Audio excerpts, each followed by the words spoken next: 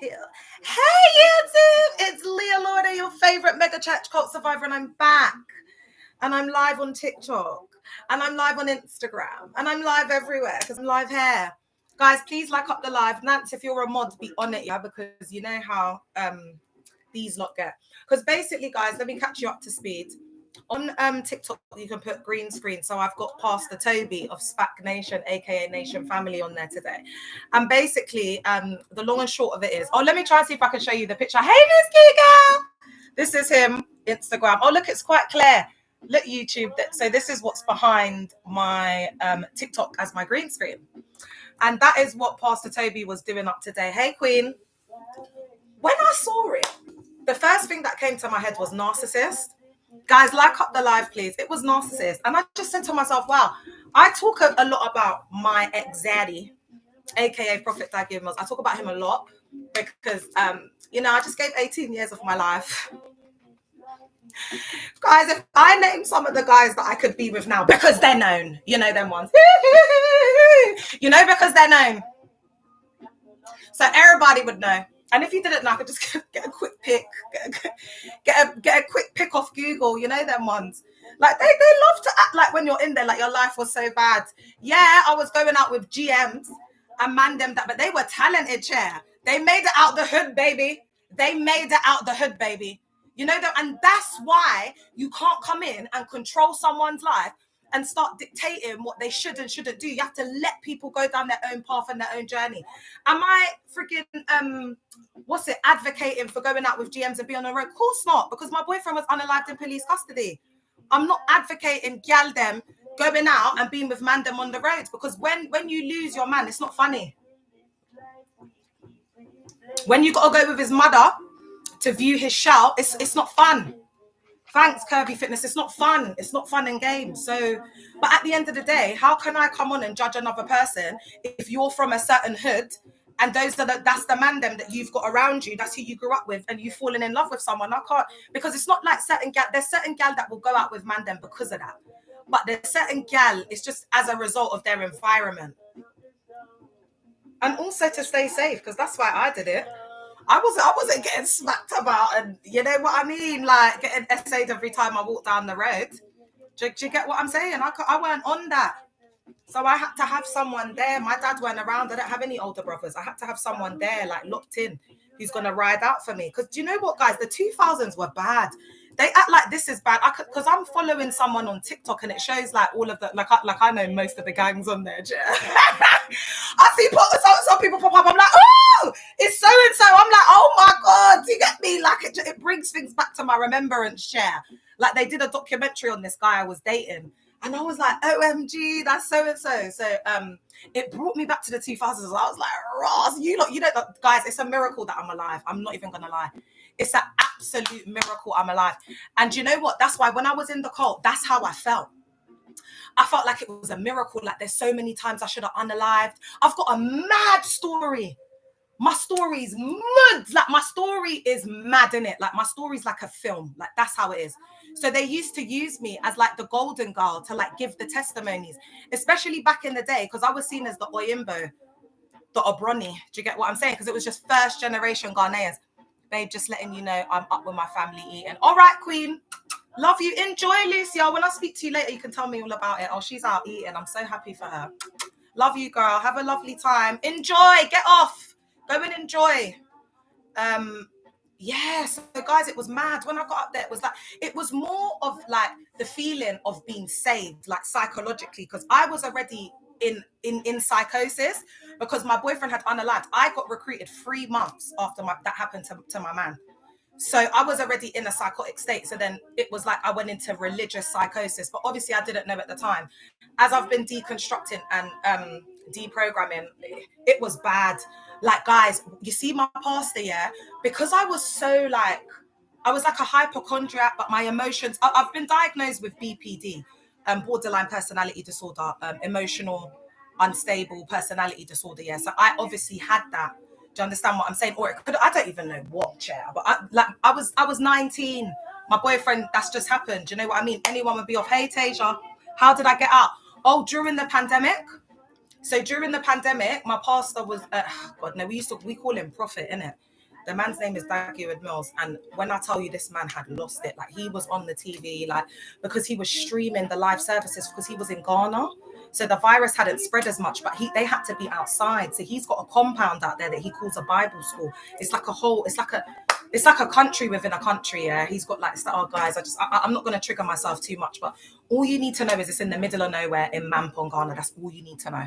He's on some mountain way out into Ghana, like, you know, like it's just off radar. And he's got on a red cowboy hat. He's got a red handkerchief, wearing one of them white, you know, them tops, like them, like African, like men traditional tops, yeah. And then he's got like a handkerchief in it, and he's got on dark black glasses, and he's just going in. I don't even know what this man's talking about. He's basically saying that he will not let his empire be destroyed. He will not let it. And then he just started praying. It was given like psychotic. And I was heavily indoctrinated in the cult at this time. I'd been in there for maybe about 18 years. So this basically, I had been in a cognitive dissonant, mind altered state, because when the pandemic came and everything got locked down, Dag basically said that we didn't have no work, we didn't have nothing to do, so we can be praying. That's what we need to be doing, praying. This man would have us praying from like, I would have to be up from like 3 a.m. He had us praying from 4 a.m. until 2 p.m. the next day. Hey, Redemy, for 2 weeks. So for 2 weeks straight, I had no sleep. For 2 weeks straight. And also my sister's a witness and my ex-husband's a witness. And everybody that I interacted with, but in terms of like the time, and I've got receipts because I've shared on some of the content that I've done, that basically we had to like clock in. Welcome Instagram, we had to like clock in and it would say like 3 a.m., 4 a.m. and the time we had to leave and stuff. So they started introducing that. It just became like really, it was already high control. There was already a lot of monitoring. There was already a lot of ABUSE. There was already a lot of control. It already took up inordinate amounts of our time. It was already stifling. But what the pandemic done, guys, let's get over 1,000. If you're on here and you're listening, hey, Lynn's in the car, please like the live on TikTok, because how they get me off is through REPORT in the live. Guys, I can't even say certain words. You know, like you see people on here just using the most like derogatory, prolific words. Hey, BB, welcome. So guys, please like up the live, because for the slightest thing, I get taken off. So if you're feeling what I'm saying, especially if you're a survivor on the FYP, this is when I would ask for you to come in, because we need to protect the space as a collective. It's getting hot now, guys. It's getting hot. Thank you, survivors. All right. So today, does that make sense? So basically, he just lost it during the pandemic, chair. And my eyes just opened. Then one time, I started researching in YouTube, why do I want to leave my church? Because there's a lot of indoctrination that if you leave the cult, it's basically because you're offended, you're hurt, you want to be worldly. I had been married at this point for like, I don't know, 8 years. I had 2 beautiful kids. My sister was living with me. I was in the peak of ministry, on my way to becoming a pastor. I was doing the most in the cult. I was a youth choir director. I was a leader of groups. I was a leader of leaders. Just put it this way. But I had to prove myself again, because I recruited my ex-husband in. He wasn't a son of the house. And because I was a spiritual daughter of the house, I was expected to marry a son of the house. And also I came from worldly singing. I was on X Factor in 2007, made it to the final 5, was in a band called Hope under Simon Cowell's mentorship. So I had been a singer in the world. I came in, and then I also backslid in between, and then I recruited my ex-husband in, because what they do is they like mark you, they like blacklist you if you don't do things. So they love bomb you, they make you think, oh, we love you, and then you do one thing wrong, you have this fall from grace, boy. And that's when you see the darker side. That's when you see them for who they really are. Like they start to lay into you. They start to do you know what? When you do something wrong, I think that's when you see like the narcissism, because they're gonna discard you anyway. Do you understand what I'm saying? They're gonna discard you anyway, but it's like they want like an excuse, because there's a constant drive for recruitment. So there's like a conveyor belt that the people are on, and they just come through the system. It's a system. Do you get it? So as you start getting older, maybe you're getting married, you've got kids now, you can't move as fast. You can't go on outreach. You can't, because the cult needs you to be there 24 hours a day. but they want you to get married. They want to trap you, especially the young women, because after a while you're like, wait, what's going on? So they know that the marriage, the kids, the husband, whatever, it's gonna what's the word? Keep them occupied. It's gonna keep them occupied. Hey Taysha, you all right, Queen? So in the last live, it was just amazing. And I'm hoping that Alita and Soft Life will come back on, because I didn't record it on YouTube, and I'm on YouTube now and Instagram. We were talking about so much. I'm going to have to rewatch that live and put some highlights up. Soft Life is a qualified therapist as well. So she was talking about so much. We were going into so much different theory. Oh my God, she's here. Girl, just join whenever you want. No pressure. Whenever you want to join, just jump on. And guys, this is an open live, obviously not to the severely indoctrinated in CC's cults, because you'll be getting a lock off. This is for people who are qualified, have the knowledge, and can speak on the complex theories and the human phenomenon surrounding cults. We are social scientists, because what I've noticed is, even today when I got off the live and I was thinking about Alita and I was thinking about Soft Life and other people that follow me, I was humbled. I was like, wow. Like, I've got specialists, like professionals, doctors, professors, all different types of people that are following the movement, putting respect on the content. Then I've got people from the hood, like proper hitters that are loving it. Like, yes, sis, like home girl. I love it. I've got Stacey, do you know what I mean? From wherever. I've got Teresa from friggin' Ireland. I've got Susie. I've got Esther from Scotland. Do you know what I'm saying? Got Indy from Edinburgh. Got people from India here, there, and everywhere, chair. Putting respect on the ting. So as much as they try and come and gaslight and say this, that, and the third, for the little time that we've been doing this, because remember, where were they? Where were these mogs when they were a year into their ministry? They didn't have the internet. That's our advantage. We had the internet. My queen has arrived. I love you, girl. You get me? Like, what do you mean? Like right now, because what they believe in and what they use is psychological tactics. They're master psychologists. They're master manipulators. Yes, clock it. So one thing, and these are just like laws of the universe. It's just sacred science. It's just really, some of it's quantum physics, some of it's math. They just mystically manipulate it to make it all spooky. You can find it there, like Soft Life was saying, there's a word for everything. There's a theory, a philosophical thought, whatever. There's something for everything within the social sciences realm. And that is my specialist area. I have studied social science for about 5 years in total, because my degree was 3 years. But unlike y'all who have to redo it all the time, because you're spending so much time in the cult, when you're supposed to be in uni in your books, you're there on the campus running up and down to get people, to recruit people. Oh, Soft Life, I love you. You're amazing. To recruit people in, instead of you studying your book, instead of you like, they don't even have the time. You know, when they leave things right to the last minute to do like an all-nighter, they can't do that. They don't have the luxury of doing that. The only reason I passed my degree because I was backslidden, living with my hood clean guy at the time. I got up out of his yard. Something got me up and said, Leah, go and finish it.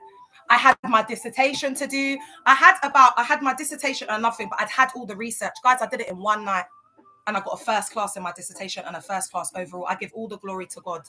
I have to on that. Because I didn't even wait. It was God that carried me through. Same thing with the pandemic. How did I pass my social work masters?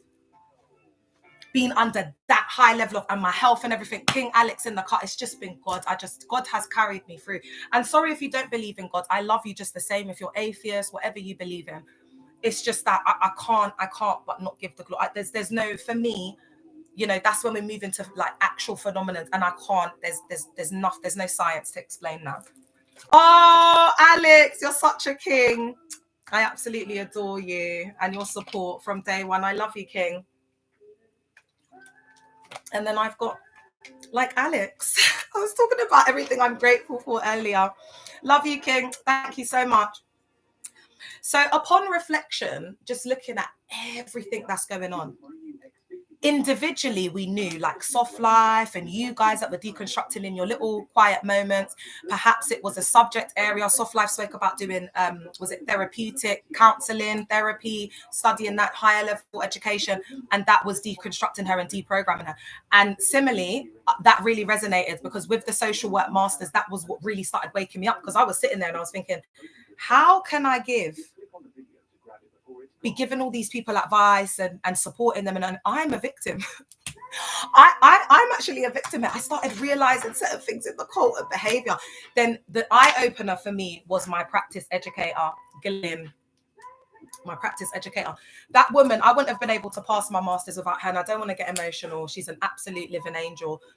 If it wasn't for that woman, I would not be where I am today. Like, she was so loving, empathetic, compassionate. The placement was amazing. I worked in end of life care, in palliative care in a hospice, and it was an honor to work with those patients at the end of life, and to work with all of those medical professionals, and all of the knowledge that I got from there as well. It was absolutely amazing. And when Glyn was showing me this empathy and this compassion, because to be a palliative care like social worker, like, you're not passing if you don't have empathy in it. It doesn't matter how much you know. It doesn't. That's why a lot of nurses, it takes them extra. There was a girl and they kept saying to her, you're not a good communicator and you don't have empathy. So I started to question, why am I feeling more love and more empathy from Glyn, my manager at work that I've known for like a couple of months, and my leader's wife, who's known me since I was 19, treats me like human fecal matter? Like, what is going on? That's when I started questioning it. To this day, I don't know what Glyn believes, because we don't talk about religion in that setting. Do you see how they don't talk about religion at work, and they're fine to do that? But then when it comes to other settings, they want to be, changing it up. It's just hypocrisy at its finest, really. If you're going to be that RADICAL, why don't they teach you to be like that at work? Because they're smart. They know you're not going to get paid. And then if you don't get paid, you can't pay your tithe. You can't pay offerings. You can't support the leader. You can't support the MOG.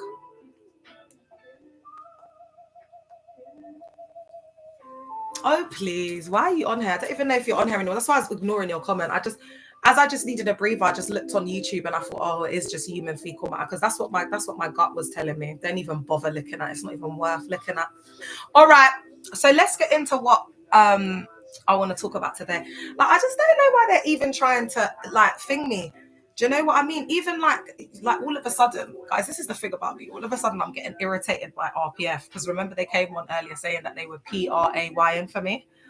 And I'm just like, oh, so they're trying to CURSE me and do our incantations with the people damn. All right, babes. I was just like, okay, if that's what we're on, that's what we're on, innit? And any survivors that are here, I don't care what your spiritual practice is. I don't care what you do up in your private time and whatever. Just make sure you send some stuff RPF's way, please, because I think it's an absolute cheek what they're doing up. Especially my spiritualists. All right. So because we all know what they're on, them ones. We all know what type of stuff they're dabbling in. Them ones, the woke ones will be able to see it really clearly. So there's no power there. And what you're going to do up is going to be far more effective than what they're trying to do up. All right. So let's get straight into it, guys. As we were having the conversation earlier, what kept coming up for me and resonating for me was this mind-altered state that they put in. Because Soft Life, I didn't even send a thing to me. Soft Life said something amazing. And if you can, girl, if you want to put in the comments, like if you're still here or whatnot, I can't remember what she called it, but it was like basically that there's an ideology that basically talks about addiction. And basically it's like they've just swapped it. Soft Life, are you here?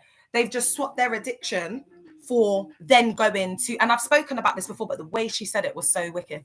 But basically, it's like they've swapped it for this setting now. And I have to be careful what I say, guys, for going to this setting all the time, because it's that dopamine, it's that hit, it's that rush that they get. Do you understand? From being in the environment. So they become codependent. They've just swapped whatever it was before, whether it was drinking, going out, being with different people, whatever it was, whatever. That's why when they come in, they've got those traumatic stories, because it's just a replacement. Especially, I saw a girl on TikTok the other day, and she had just she was thing, yeah, and it just Didn't make it. So sad. So sad. I think the woman had been trying for ages as well. It's even worse when they try for ages and then it gets full term. You know what I mean? My heart was broken for her. She just, my girl, just nothing in the eyes. She started doing up, you know what, started to go to these settings now. And now she's on TikTok doing it. And I just said to myself, this is so sad. This is the same story all the time. And it's not just traumatic. Like, look at my story. It's like mad. It's like when people are at that state where it's like that, it's out of unalive or do this. And it's just that. This is often the danger. ADDICTION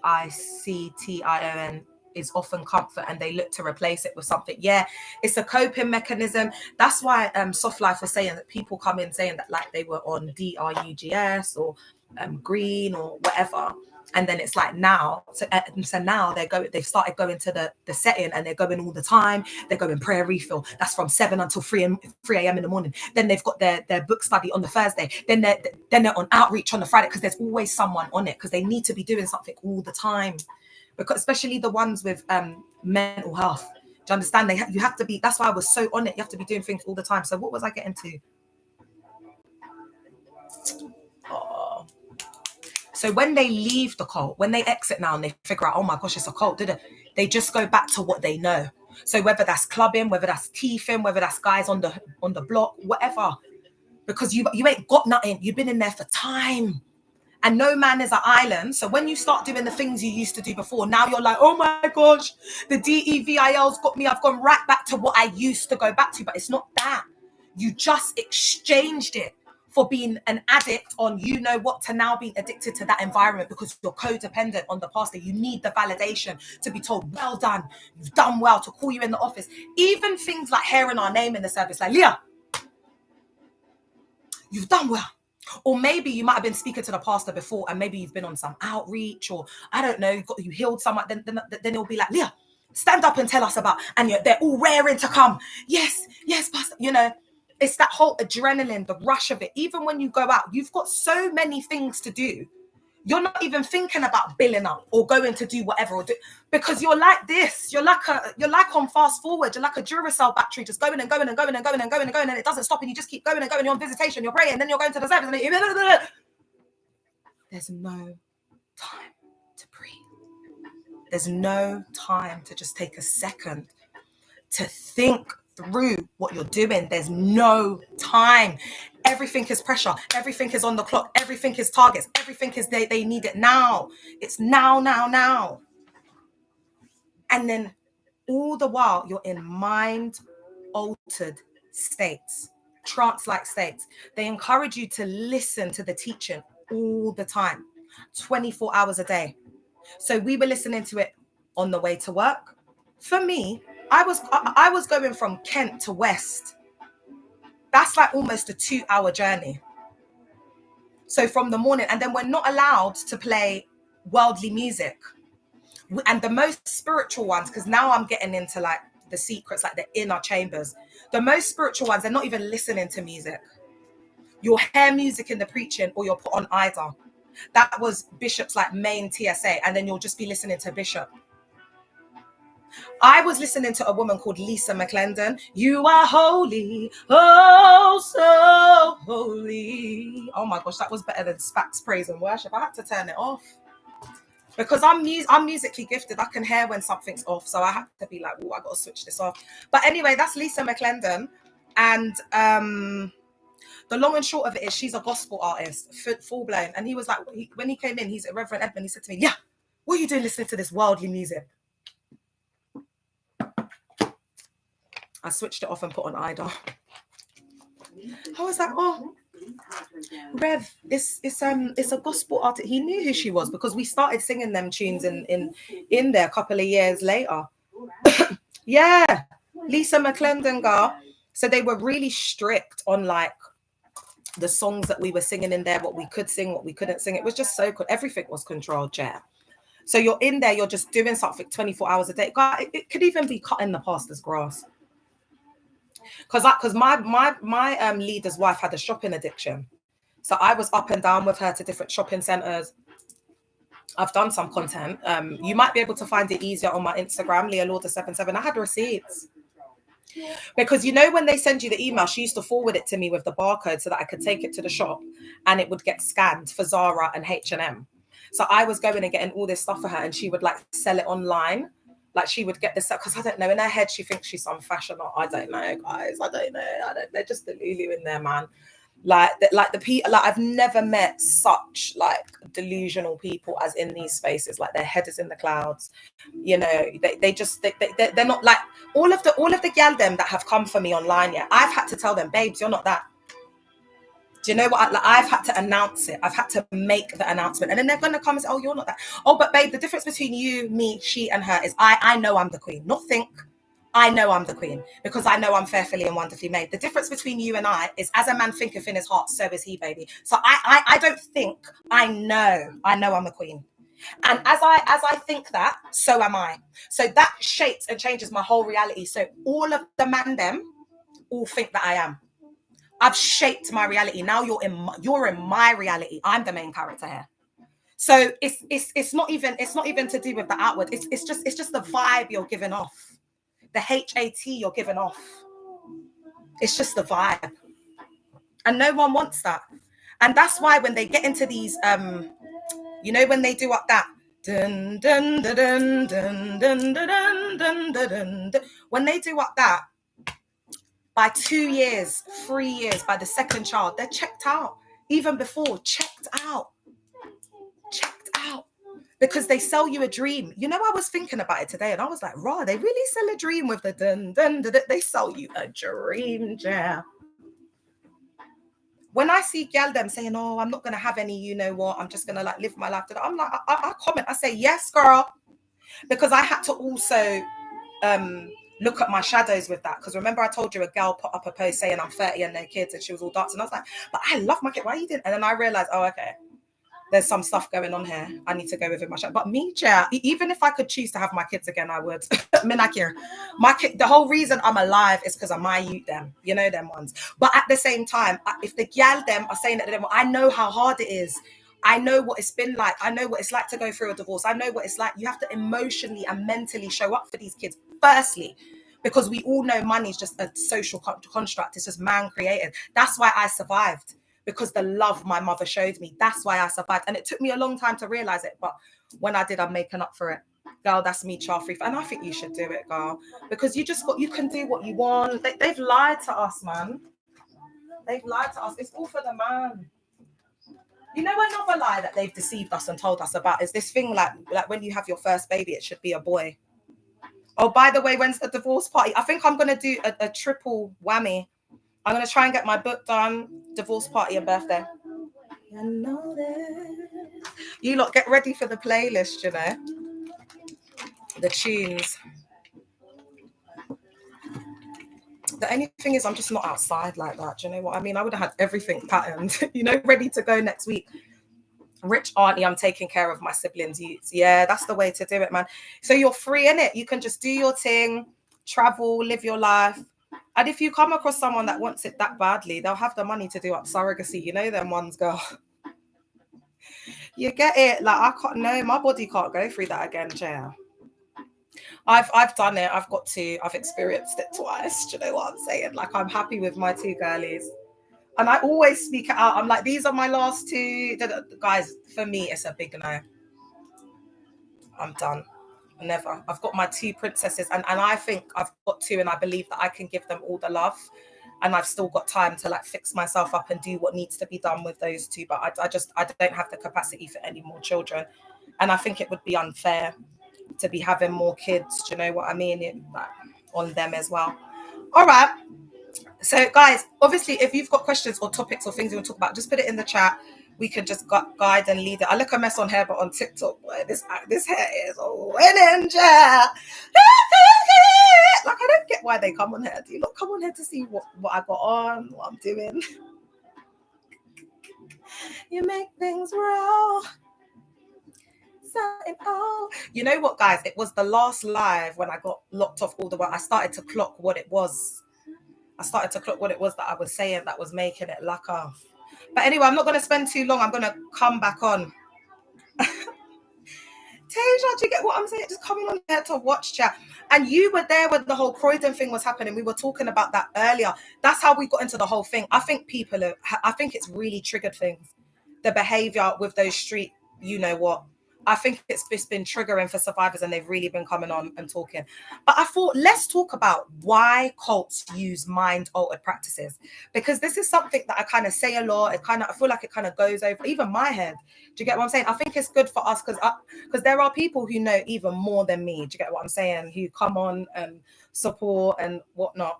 But I just wanted to go through this. And I think it's good to like go back to basics so that we can really understand and process what they did to us.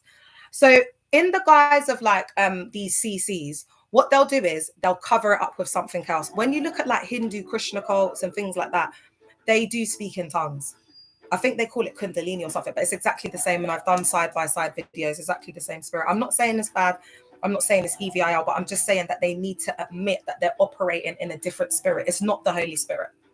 Do you understand what I'm saying? Because and even me, I speak in tongues. Do you get what I'm saying? But what I do in my own like closet is closer to how it says to speak in tongues scripturally than what these spaces are doing up, because they never have an interpreter. And that's the whole point of it. Otherwise, you're just supposed to do it yourself. Otherwise, you'll be a clanging cymbal. And people will think that you're off. They won't understand you. That the scripture says that. If anybody knows the scripture, can you put it in the chat? That's including the trolls, because I know you lot know a lot of these scriptures share. All right, so they use mind-altered practices to exert control over members.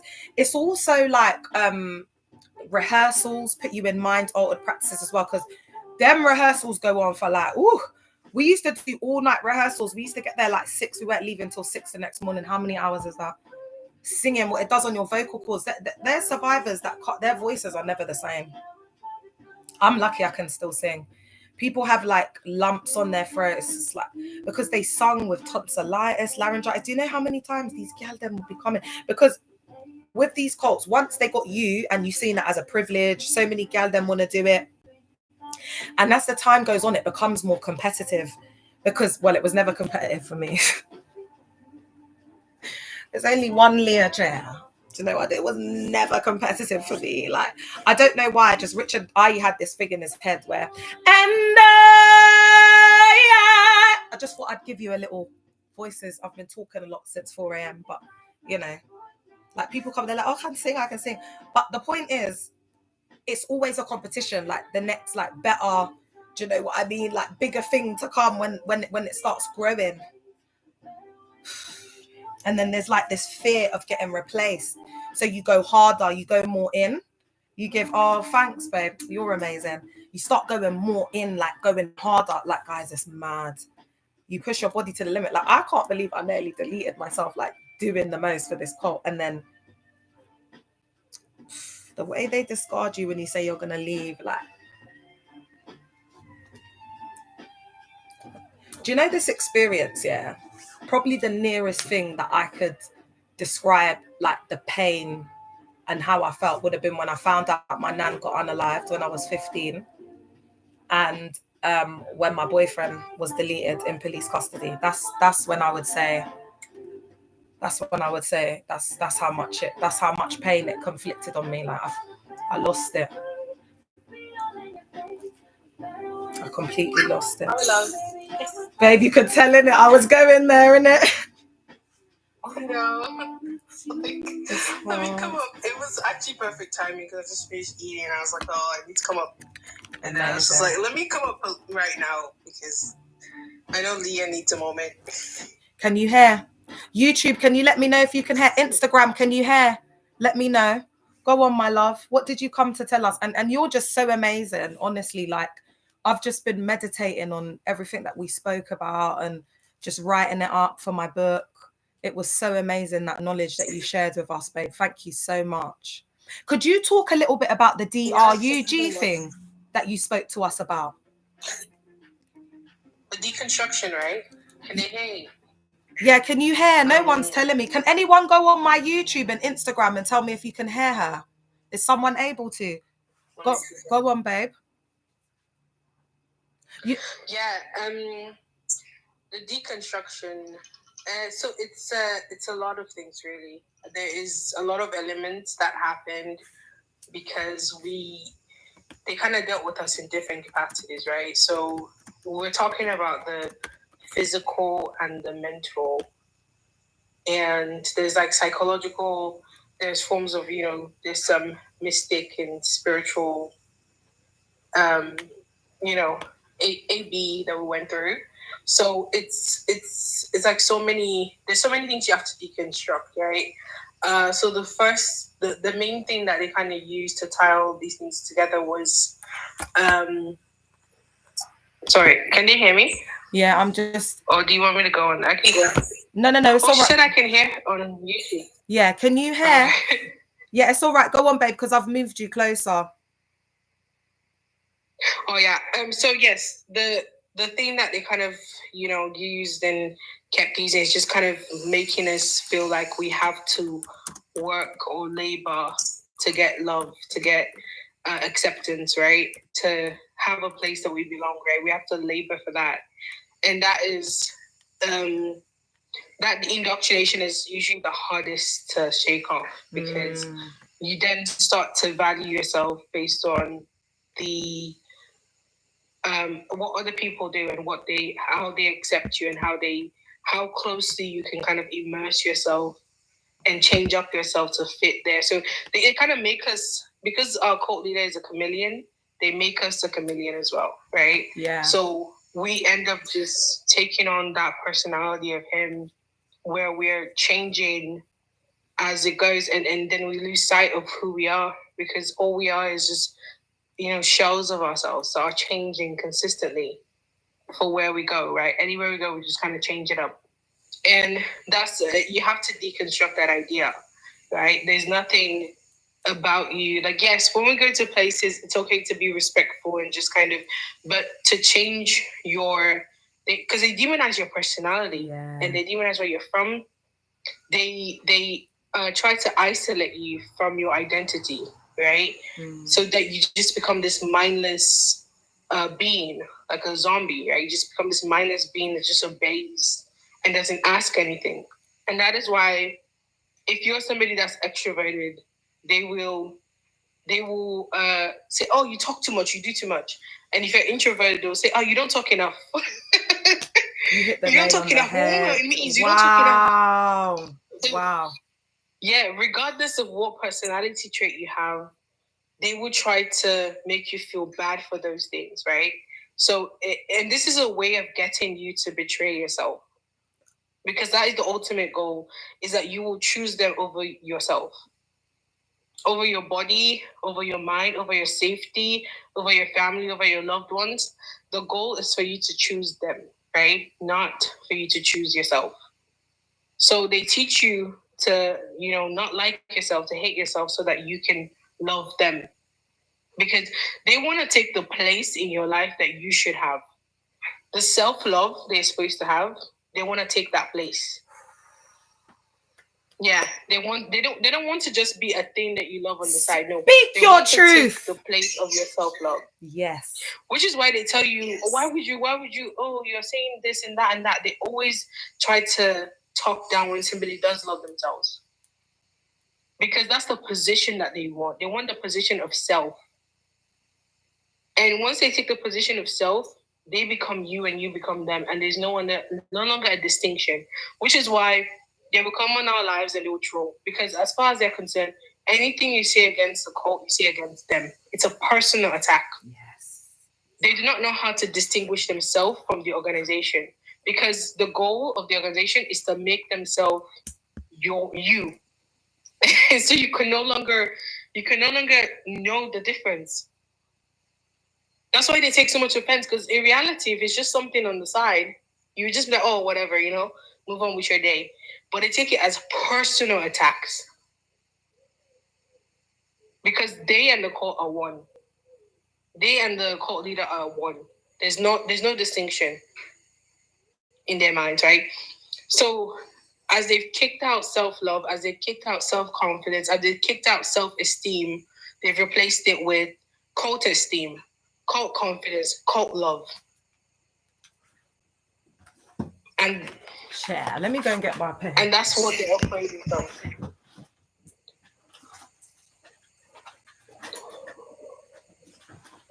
I'm listening. Yeah, and that's what they're operating from. Yeah, if you see even the photo that you put of the girl, she eyes look so lifeless, right? You can tell that's like somebody just standing there, like just a shell of herself, right? And that's what happens. So you just become like a member of the cult, and that's all you are. People don't engage in hobbies. People don't have friends outside of it. It just becomes them. And the way that they keep this up is with a consistent indoctrination. I mean, I used to wake up, I would do my quote unquote, trigger warning for survivors, quiet time. And then I would then put on a sermon for the rest of the day, right? So if I'm in any type of transportation, bus, train, I'm listening to a sermon. If I'm anywhere, anytime I have a moment that I'm not doing something that requires me to listen to something else, I am listening to a sermon. And this is a way that I don't have time to listen to myself. So I no longer have a relationship with myself, because our relationships with ourselves are they're cultivated in that silent time with yourself. That time that you get to ponder on your life and you get to interact with yourself, your inner self.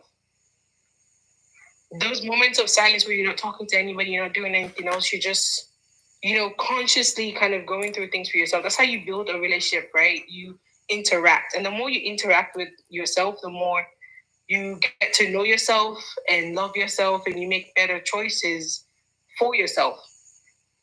So they've now replaced that time with them. So instead of me sitting down and just like interacting with myself, I'm interacting with Dag through the podcast, through the WhatsApp messages, the moment of silence that I should have and think of my life. I am now thinking about the cult. So there's no longer me. There's just the cult. And that's why they take it as a direct bash onto them, because that's how it's become. So you need to separate yourself. When you then leave, it almost feels like a self-betrayal for the second time. Because remember, they've replaced self. And you betrayed yourself the first time when you joined. And then when you leave, it then feels like a self-betrayal again, because they've replaced self. They're now in that category of self. So when you leave, it's like you're betraying yourself, because they replaced that. And now you have to learn to then put yourself back into that position and then gain your trust back. That trust with yourself, that trust in your autonomy, that trust in your decisions, that trust in your judgment, that intuition, right? Yeah. You have to now gain your own trust back, because you've lost it, because you betrayed yourself for them. Yeah. And that's what they taught you to do. And so that's what happens. So now you have to gain that trust back. And that's where that deconstruction comes from. And the main thing about deconstruction, there's so many levels to it. But the point of deconstruction is that you become a person again. Right? You're no longer an organization. You're now a person. That's because why people cult hop, innit? That's why people cult hop, because they haven't done the deconstruction. Yeah. Because they feel like they've lost themselves, so they have to then replace it. So they go and replace it with another organization, because they feel like an organization. They feel like a cult. They feel like that. So the way you stop it is that you now have to cultivate a relationship with yourself, and start with your boundaries, start with your judgment, start with what you actually want. Asking yourself, what do I actually want from this life? What am I doing because I'm told to do, and what do I actually want to do? And so these questions are going to come up. And for some people, that's scary, right? Because sometimes it's more comforting to be told what to do. Because if things blow up, you can say, at least it was somebody that told me. But when you make the decisions, you have no one else to hold accountable but yourself. So it's that fear that makes people think, oh no, I have to go and find somebody else to tell me what to do. And so they move to another cult. And so that's what keeps happening. It's the avoidance of themselves. They are avoiding taking control of their own life. So what do? They take that remote control. They're like, I don't want to have it. And they give it to somebody else.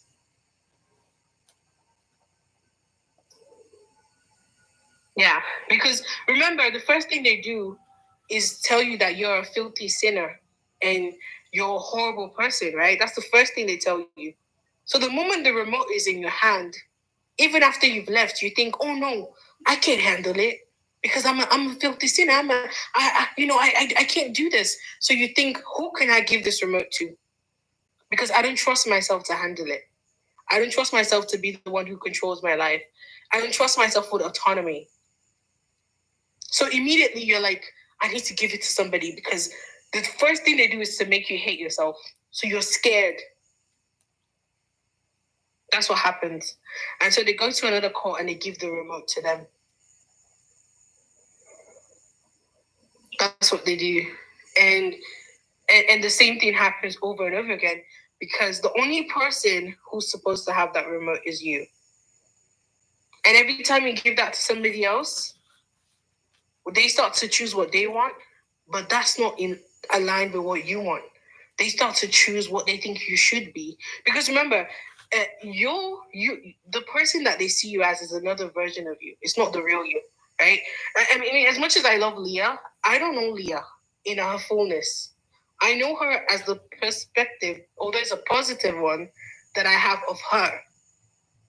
So if I'm making decisions for Leah, I'm making decisions for the Leah in my head, not the Leah in front of me. Right? So if I'm the one that's going to make decisions in life, how will I ever get it right when I'm making decisions for the Leah in my head? That Leah does not exist. It only exists in my head. Wow. Right? And so you might think that, oh, it's safer for me to give the remote to somebody else. No, it's not. Because the you that exists to them is in their head. The real you is different to them. Their perspective of you is not the truth. Wow. It is not. Wow. And what's crazy is that who they are as well affects the way that they see you. Right? So their perception is a mixture of their experiences with you and what they feel about themselves. So the danger of handing a remote to somebody that doesn't even like themselves is that they're not going to like you either. The danger of handing it to somebody that's not even safe for themselves is that you're not going to be safe for them either. And so you're handing over the remote to these individuals that are very disturbed. These individuals that have never sat down with themselves, reflected, taken accountability, or realized that this is not the path to go on. So it's dangerous to hand it to anybody, but it's even more dangerous to hand it with somebody who's never faced themselves. Because how they see you, reflection of themselves as well. Right? And that's what happens. You see that, and people go from one cult to another cult, and it just never gets better because you're supposed to be the one that is making decisions for your life, not somebody else. No matter how much good intentions that person has, you're still just a version in their head. It's not the real thing. And that's the reality. So yes, for survivors or even for the trolls that are listening, you don't have to fear taking control of your life. It was given to you and entrusted to you because you're the best person for the job. And yes, you might struggle. Yes, you might get it wrong. But trust me, if you hand over the remote to anybody, they too are going to get it wrong. So it might as well be you. And the more you get it wrong, the more you learn. The more you grow as a person, the more you become more empathetic, more compassionate to other people. Why? Because you're facing you. And if you can face yourself and you can show yourself compassion, you can show other people compassion. If you can face yourself and you can hold yourself accountable, you can hold other people accountable. Don't run from yourself. You are you for a reason because only you can be you. Nobody else is allowed to take over that role. It is you. It is for you. I mean, look at the probability. How many millions of, of cells and everything, and you still became you because you're the best person for the job. Giving it over to organizations, systems over systems, is never going to work out, because at the end of the day, the only person that was good for the job was you. If they were supposed to control you, they would have been you, but they're not. They're not you. So, just be patient with yourself. Win your trust back, because it's going to take a while for you to trust yourself again. Win your own trust back. Be gentle with yourself. You have to stop parenting yourself again. From that moment that you're a little child, that you wanted that love, that attention, that support, you're going to have to start again afresh. You're going to try to, because you have to win the trust of the 16-year-old that joined the cult. You have to win the trust of the 19-year-old that when they were supposed to rest, they stood up because LP told them. You have to win back the trust of the 23-year-old that said yes to marrying somebody that deep down you didn't want to marry. You have to win all that trust back. For all those moments that you betrayed yourself, you have to win the trust back. So don't be scared of it. That journey, you have to win the trust back of you as a parent. You have to win the trust back of you as a sibling. You as a child, you that ignored your parents even though you should have been there for them. You that ignored your body, although you should have been there for your body so you wouldn't get sick.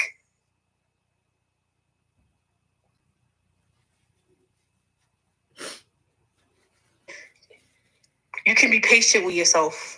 You do. You have time. People always say we're running out of time. No, we're not. We have enough time for ourselves. Our journeys are enough. We have enough time to make that journey. We do. You will win your trust back.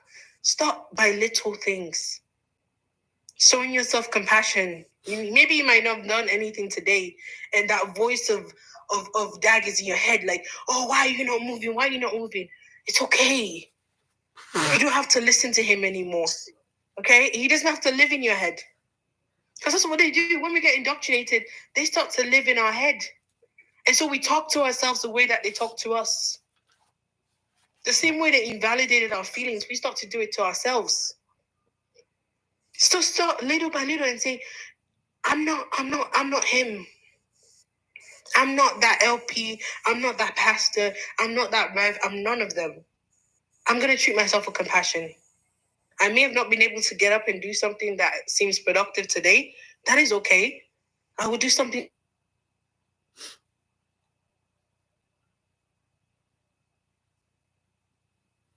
When you're carrying something heavy, you need rest.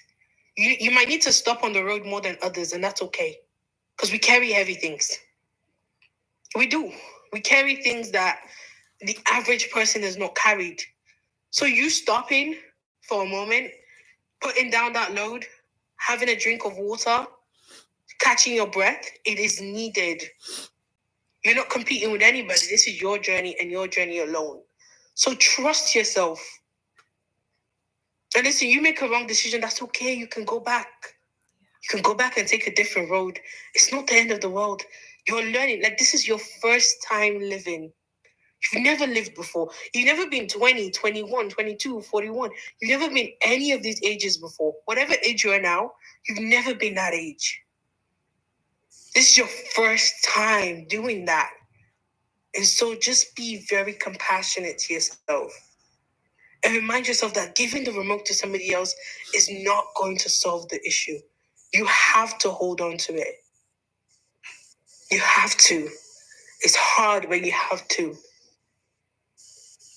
And that's really what I wanted to say, because I think, wow. I could talk about the intellectual side. I could talk about all of that. But at the end of the day, we're human beings. Sometimes we're just too hard on ourselves. Yeah. We really are. Yeah. And we don't trust ourselves enough. Oh my God. I could do the book recommendations. I could do recommendations. Yeah. Could you give us some? Yourself best. Oh. Yeah. Look at me. I'm like, give us some. Go on. No, it's okay. I'm gonna give you. But I just wanted to at least start with that because it's not easy. This life is not easy. It's difficult, and we have to give ourselves some grace. We have to give ourselves that space to make mistakes, to fail, to fall down, to get back up. And I just want to let every survivor know that it's not your fault. You trusting somebody is human. It is not your fault how they treat you. It is not your fault. You trusted them, and that is okay. We're supposed to trust. It's just that we need the discernment to trust the right people. You trusting them is not your fault. And I'm gonna pull out my list now so I can bring up the list. And in fact, off the top of my head, the first one is if you had some issues in your childhood as well, it's really good. Is it didn't start with you. That one's really good. Let me go to my Amazon. Get my book list on there. Okay. It didn't start with you. And then there's one that is... Oh, it's okay. You're such a sweetheart. Oh. Just let it out, girl. Let it out. Because we had so much time keeping things in. Times that we're supposed to talk that we didn't talk. Times we're supposed to cry that we didn't cry. So let it out. Like, we need to.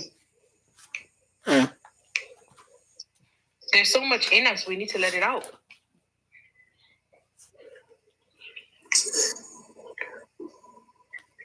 Yeah, so I'm going to go through some of these book lists here. I'm going to my book list. 1 second. I have to grab that up for a second. All right, I just want to say, as Soft Life has gone to look for the book list, this has been absolutely amazing. Because, guys, she's expensive. Like, she's a proper qualified therapist, yeah.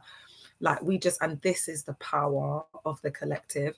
We have people with so many different gifts, so many professional qualities. And the difference is they've got those kind of people in the cults, but they've learned those courses. They've done that education to pass, to give the leader all the money. They haven't got anything out of it. It's not in their psyche. But the professionals that we have here, and there's so many different professionals. We've got psychologists among us, doctors, we've got people who live, and what I find about the survivors is everyone's just really, really smart. Everyone's really intelligent and they bring so much. And it's obvious and it's clear that survivors are deconstructing, they're deprogramming, they're taking their power back. Do you know what I mean? And it's so refreshing because I think, oh my gosh, to when I heard survivors when they first were coming on the lives a year ago, and then they come back on, and it's so nice when survivors come back and they're like, yeah, I've been working, I've been traveling, and I just wanted to come and say hi. And I love it. I love that vibe. You know, I see the survivors are doing really well, like on social media, like just doing so much. And they just keep trying to come and gaslight us and be like, hey, yeah, that's it. And it's just like, whatever, babe. Like, we're winning in these streets. Do you know what I mean? So I'm just really proud of the collective. Do you know what I mean? Becoming safely embodied. What do you mean, girl? Ooh. Soft life, you know what? I feel like, you know, if this was the past, they'd be like, soft life is taking us higher.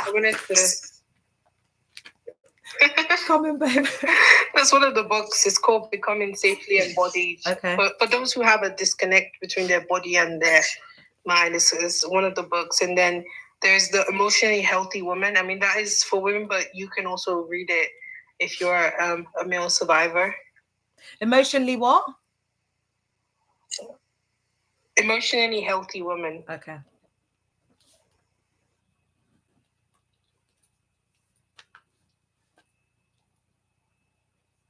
And guys, what I'll do is I'll go and look up the books on Amazon and take a picture of them for book recommendations, and I'll put it on this account so that and I'll have to put it on Exposing First Love as well because I was on there earlier. So if people want the book recommendations. Yeah, and there's one it's really good if you're it's by Carl Rogers. It's called Becoming a Person. And I know most mental health workers have to read that book.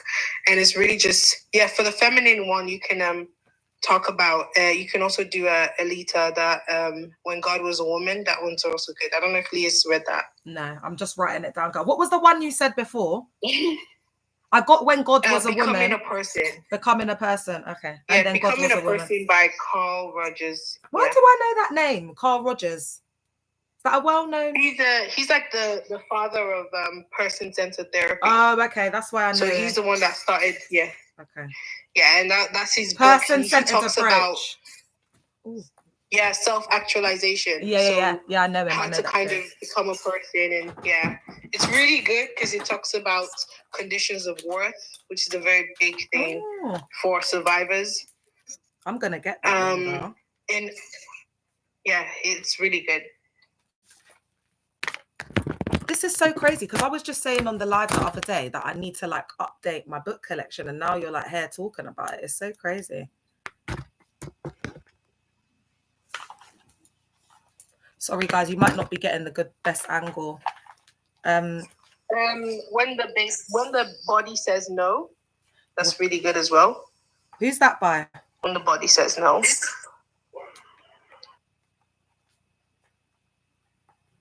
It's by Gabo Mante. I'll put his name in the comments because oh my god, I follow him. I follow him on TikTok.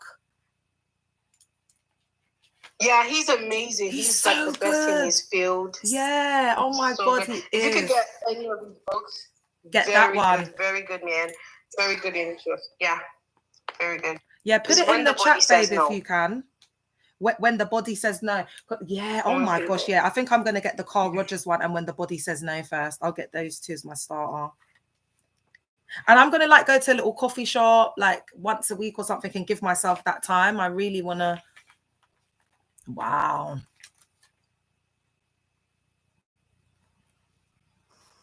Yeah, those are really good ones to start with in your deconstruction because they just remind you how to kind of be a person, how to, get back to the point where you do trust yourself and you do listen to your body, and just on doing a lot of those things. None of them are really super focused on cults, but just the idea of it is gonna, let you. And Gabo Mante, he's very good with talking about the body and the mind, and he's very good at that. So yeah, I think he has a TikTok and I think he has a YouTube channel as well. He does. But yeah, When the Body Says No is so good. Mm-hmm. Because that's the thing, they teach us to ignore our body, They teach us to ignore everything that our body does. And it's one of the things that they try to separate us from. And like I said before, so it's really important that you get back to yourself. You learn new hobbies, whatever it is that you like doing, you need to kind of date yourself, it's like you have to really start dating yourself again. And that's a big thing because you've gone so long without knowing yourself, and there are parts of you that are kind of just a blur because of them. So now you have to take yourself out, date yourself, find out what you like, what you don't like, how you want to be spoken to. Because they ask us to take so much, BS from there, where somebody can just talk to you anyhow. Somebody can just say something to you and you're expected to say, oh, don't be offended, don't be offended, don't be offended. You're too offended. But yeah, that's the thing. So you ignore yourself and you ignore your feelings and you ignore, just that mental thing that's telling you this is not okay, I'm not okay with this. You start to ignore it. And it's about getting to that place where you listen to yourself again, right? When you're communicating with yourself. Because we go through life, we consistently communicate with ourselves, right? Mm. Your brain has to tell your hand that you want to hold the bottle, and then your hand goes and grabs the bottle, and there's like locomotive skills and all that stuff. I want to nerd about the biology stuff, but your body has to communicate to function. And it's not any different with your mind. There needs to be a clear pathway. And that's how we are able to use things like our instincts. There needs to be a clear pathway where you're like, I don't feel like this is right. I don't think this is okay. And they try to take over that territory. And it's very dangerous. Because even within their same teachings, they talk about never go against a person's conscience. Because even them, they knew in that time is a very dangerous place to be. when you replace somebody's conscience. I think it was Paul that even talked about it. And he was like, don't ever, go against another man's conscience, because even they know it's dangerous. And these places are literally doing that. Yeah. They're replacing your conscience. So because they now get to tell you what's right and wrong. And that's very dangerous. Because what happens when they tell you that wrong is right and right is wrong? Like they usually do. You start to hate people for just being human beings, and you're angry at people for no. That's why you see them. They're always angry. They always think everybody's out to get them. They become paranoid. That's that. But us versus them keeps you in a consistent state of paranoia. Where you think everybody that's not only not Christian, not in that specific church, is out to get you. Is out to corrupt you. And that's the same, like that purity culture where it's like, oh, this person's going to corrupt me. This person's going to get me. This person's trying to push me away from God. I personally don't believe. But one thing I do know is that if you're meant to be with God, you'll be with God. Nobody can take you out of that. Right? I mean, I don't believe in God, but I do believe that where you're meant to be, you'll be there. So there's no need to live in consistent fear that somebody's going to corrupt you. The reason why they make you believe in that fear is because it's not because of corruption. It's actually because when you see that these people are not as evil as they painted them, they lose power over you. They have so much power from the us versus them. And they will lose that power once you start seeing other people as living beings. Once you stop seeing them as these sinners that are worthy of eternal punishment, and you just see them as a regular person. I was talking to a girl today, and she was asking me, because she's Christian, she's like, oh, you ate this? I'm like, yeah. And I'm like, I'm a human being just like you. I'm pretty sure 90% of the struggles you have, I'm probably dealing with them too. Like religion comes in and tells us that we're so different. Oh, no, you're the chosen one. They're the ones that are not chosen. They're the ones trying to fight God. No. They literally are the same. They're going to the same Tesco you're going to, buying the same food, thinking about money, going to their job. They love their children as well. They want to take care of them. They want to travel. They want to do this. Like they're literally just people. There's no us versus them. They're just us. We're just people. We're all sharing this earth together. It is just us. We can use all these systems to try to, say I'm better than you here, I'm better than you there. At the end of the day, me and Leah still are bleeding the same thing. Me and Leah still needs to breathe in oxygen and breathe out carbon dioxide. Me and Leah we're still here. We're still alive. We're still existing in this world together, right? So don't lose sight of your humanity, right? Don't lose sight and start to and hold on to that. Oh, I'm better than them because I do this. So, I'm worse off than this person. Oh, she's cut off. Hello? We really are. And I think that's what the cult does. It creates this thing, this hierarchy, right? It creates this elitism that you talk about a lot, where it's like, these people are better. These people are worse off. No, they're just people. They really are. At the end of the day, when you strip away everything, we're all just human. All the ego, all the perceptive, all the everything, we're all literally just people. And we're trying to survive. Even them, they're trying to survive the best way that they think that they can. It's just the problem is they're trying to control other people. And listen, the root of this is abandonment. And that's when you look at cult leaders, there are people that they deal with a lot of abandonment issues. So instead of this, because when life happens, there's two things you can do, right? You can either work on yourself so that you get to a point where you can manage the stress and the heartache of that situation, or you can try to change the situation. So there's two things you can do. Either you can change your mind or you change the situation, right? And yes, there are some things where we can change the situation. But when it comes to another human being, you cannot. And when you attempt to, you start to control people. Because if you think about it, Dag and all these men, they just want somebody that will follow them, somebody that will stroke their egos, somebody that will stay by their side. And although to some basic level, That is something we all want. We all want somebody that can compliment us, that can say, oh, wow, Leah, you're looking beautiful today, you know? Somebody that can be like, oh, I really care about you. I will never leave your side. I'm going to be by you. So there is a basic need that is there, right? But because of their experiences or whatever issues they might have gone through, it's now like, I can't allow somebody to leave me. It comes from, they want to own the person because they think through ownership, they will never be left. But the problem of ownership is when you start to own somebody, they've already left. Because for you to be able to own them, you have to kick them out and put yourself in there. So at the end of the day, they're just surrounded by their own caricatures. They're just surrounded by, zombies that are just reflections of themselves. Which is why they're never happy. They're always angry. They're always wanting more and more and more because it will never be enough. Because at the end of the day, you're just surrounded by a little bit of yous. Dag is surrounded by dags. Yeah.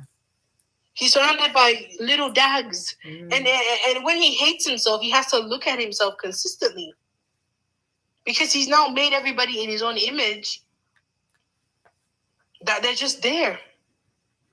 And that was never the solution. The solution is not to, if you've been abandoned, if you've been hurt, the solution is not to try to make people stay. The solution is to get yourself comfortable with letting people go. That is the solution. It's not to force them to stay. You have to be comfortable and let them go. You have to be comfortable to say, I do not own you. I love you, but I do not own you. And I will accept this. That's where you have to get to that point. And that's what they try to avoid in their whole life. So they're consistently trying to own people, own more people, get them to be loyal to them at every cost. He's consistently preaching loyalty. It's like a deep-rooted insecurity that without indoctrination, nobody will stay by his side. And that is because deep inside, he hates himself. And he does not view himself worthy to be stood by. Which is why he thinks he needs to put you in bondage in order for you to stay by his side, because he feels like he needs to trap you. But when you're somebody that has a healthy confidence and security, you say, hey, I love you and I do want you to stay, but if you go, you go. And I'm okay with that. So instead of working on themselves, they decided to entrap others. Because when you're unalived on the inside, you feel like if I can have other people as well that are that way, then I'll feel warm. But you never feel warm because the fire that's needed is one that only you can light inside yourself. No matter how many people you gather around you, millions and millions, he will still never feel warm. Because that fire requires him to let go. But he wants to hold on. He wants to control. He wants to manipulate. And that's how cult leaders are formed. That's why you see most of them, they come from other cults as well, where they were not valued, they did not get the attention that they wanted. And instead of going within and saying, how can I am hurt, yes, that's human. I feel rejected, that is human. We all have moments where we feel rejected. Let me now work on myself. Let me work on my ability to let go. Let me work on my ability to just let things be. Instead, they say, no, I'm going to go find my own people and force them to stay with me. And that's why they're angry when people leave. Because they think, how dare you leave me? And the thing is that the deep-rooted insecurity is that they're not worth staying for. So when you leave, you validate that insecurity, which is what makes them angry. It is up from that insecurity. Because, listen, the thing that is in their head is telling them, I am not worth staying for. If somebody is not indoctrinated, they will not stay by my side. If somebody is not indoctrinated, they will not love me. That is the insecurity. So when somebody leaves, they validate that insecurity. And that's why they get so angry. Because they can't accept the truth. You can't accept the truth. You can't force people to stay. You can't. They can't accept it. That's the deep-rooted truth that they can't accept. And the way that they are now is so crazy because your insecurities will literally make you into the person that your insecurity first told you that you were. I'm sure when Dad first started, he was somebody that you could probably be around without the indoctrination. But now he's actually become somebody that you cannot be around without the indoctrination. That's what happens when insecurities take over. They make you into the thing which you feared. And so now those voices are right. Nobody's gonna stay by him without indoctrination. And so he's now become what he feared he would be. And this is the reason why they're never at peace. They always want to expand. They always want to do things. Oh, go out. And then they put it under this guise of God. They want to put it under the guise of God because, if there is an external being, then it's like, okay, it's not me, it's God. But there isn't any external being. It's just you. I mean, I know people believe in God in different capacities, but at the end of the day, it's just you, my dear. We have this phenomenon where people that are climbing up mountains and they start to lose oxygen, right? And they're about to fall. They're about to pass out. They will often start to imagine that somebody comes by them and tells them to get up. It's just them that's there, but they imagine somebody comes, and it's called like the third man syndrome. You guys can look it up. It's called the third man syndrome. It happens a lot to hikers. And the reason the brain does that is because the brain knows if I say it's just me that's giving myself motivation, I may not do it. But if I imagine that there's a third person there that's telling me, hey, get up, keep going, keep fighting, keep moving on. And sometimes we have that, it's somebody that that you hallucinate about, maybe somebody that you love, somebody that you respect. Because when you're thinking, keep fighting, keep going, don't stop, and you hear that from a third person, it keeps you going. By the end of the day, it's your brain that is doing it. But your brain knows that you will listen more when there's a third person. So who are they fighting? They're fighting themselves. They're the Satan and they're the God. They're the angels and they're the demons. They fight themselves. They chase themselves. They have no peace. They attack themselves. They protect themselves. They're doing all the thing. It's a one-man show. It is. Which is why they can never escape it, because you can't escape yourself. You can't. That's why everywhere they go, they're like, the devil is chasing me, the devil is chasing me. Well, logically, if there is a devil, he would probably be chasing somebody that has more power than you and more influence. But the reason why they always feel that way is because the devil is their own imagination as well. He's them. He's as much them as God is. And you can't deliver yourself from yourself. You can't. So they go to the church and say, oh, we're doing deliverance, but then they do it again, and then something happens, and it's over and over again. And they say, well, the problem is sin. The problem isn't sin, my dear. You're the judge, you're the jury, and you're the prisoner, you're the police, you're the everything. You're the one that puts yourself in the cage, you're the one that punishes yourself. You're the one that makes the judgment. You're playing all the rules. It is your hand for everything. And that's what happens, right? And that's why they can't get past that. They can't understand that. And the early church actually knew. That's why to them, God was goodness. God was perfection, right? It wasn't even like a person or entity. It was more like a state. When you protected yourself, when you were good, when you did good to other people, you were being godly. That's why they had the word godly. It was like goodness. You're in a state of goodness. When you look at somebody else and you can love them like you love yourself, you can care for them. You can even if they don't do anything, you still just want to, is this person okay? Are they safe? They would say that you were imitating God, because God was goodness, God was perfection, God was in that state of love, right? And that's why I said God is love. Because if I look at Leah and I love Leah, I'm in that state of God. Because and I can look at Leah and I can hate her and I can want to punish her and I can want to hurt her. I'm in that state of the devil, right? And so they're playing the same play. The same play. You're protecting yourself. You're the one punishing yourself. You're the one beating yourself up. You're also the one building yourself up. It's just a constant thing. And so if you cannot face self, you cannot face God, and you cannot face the devil. Self is the one that you have to face. In all aspects. In the things that you're good at, the things that you love, the things that you hate, things that make you angry, things that make you smile, things that make you laugh, all of it, you have to face self. The only other person in this circus is yourself. Because everything that we see, we process through our minds, and that's how it affects us. Two people can see the same thing, and one sees it as a good thing that makes them laugh and they go about their day. Somebody else sees it as a bad thing that makes them sad, and they're depressed for the whole day. Everything is filtered through self.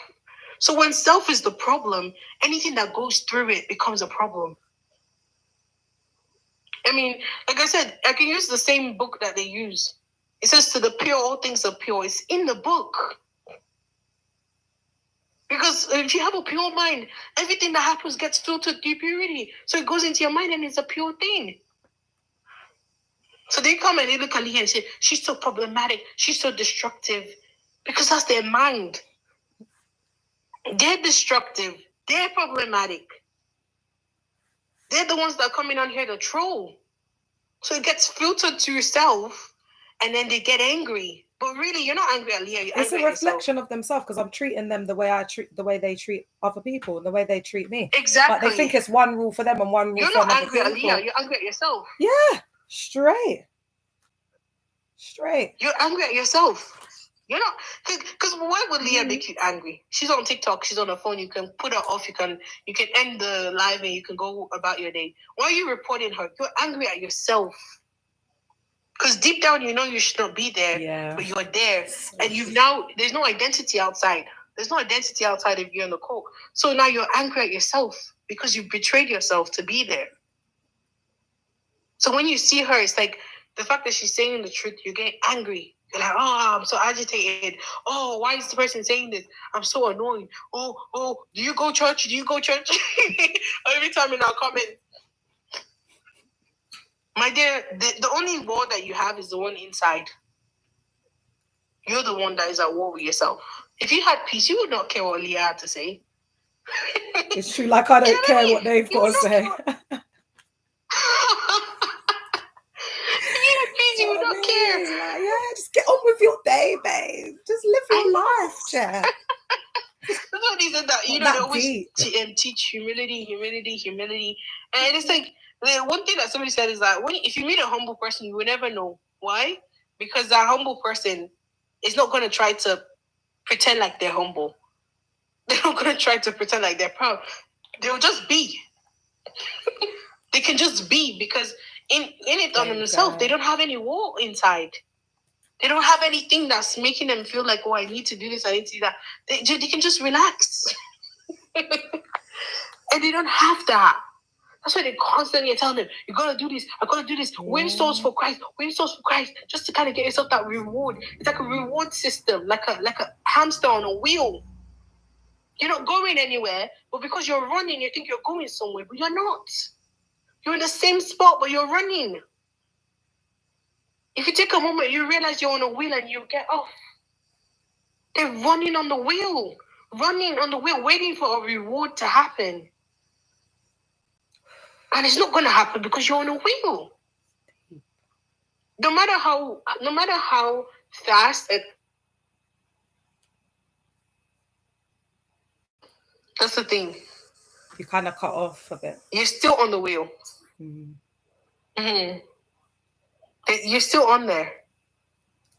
And so you just keep doing the same thing over and over again. In Banj, Bacenta, and a Festival of Stars. Let's do this. What's it called again? Solar Sunday. Outreach visitation. On the never-ending wheel. You're going nowhere on the same spot. The same spot, you're just there. And that's how they say be there. If you run fast enough, you're going to get a reward. but they're running on a wheel.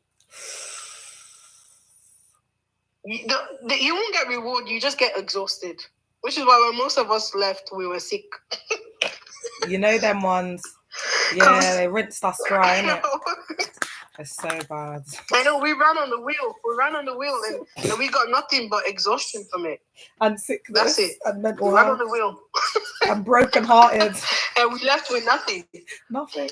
Once we realized we were on the wheel and we got off, we left with nothing but exhaustion.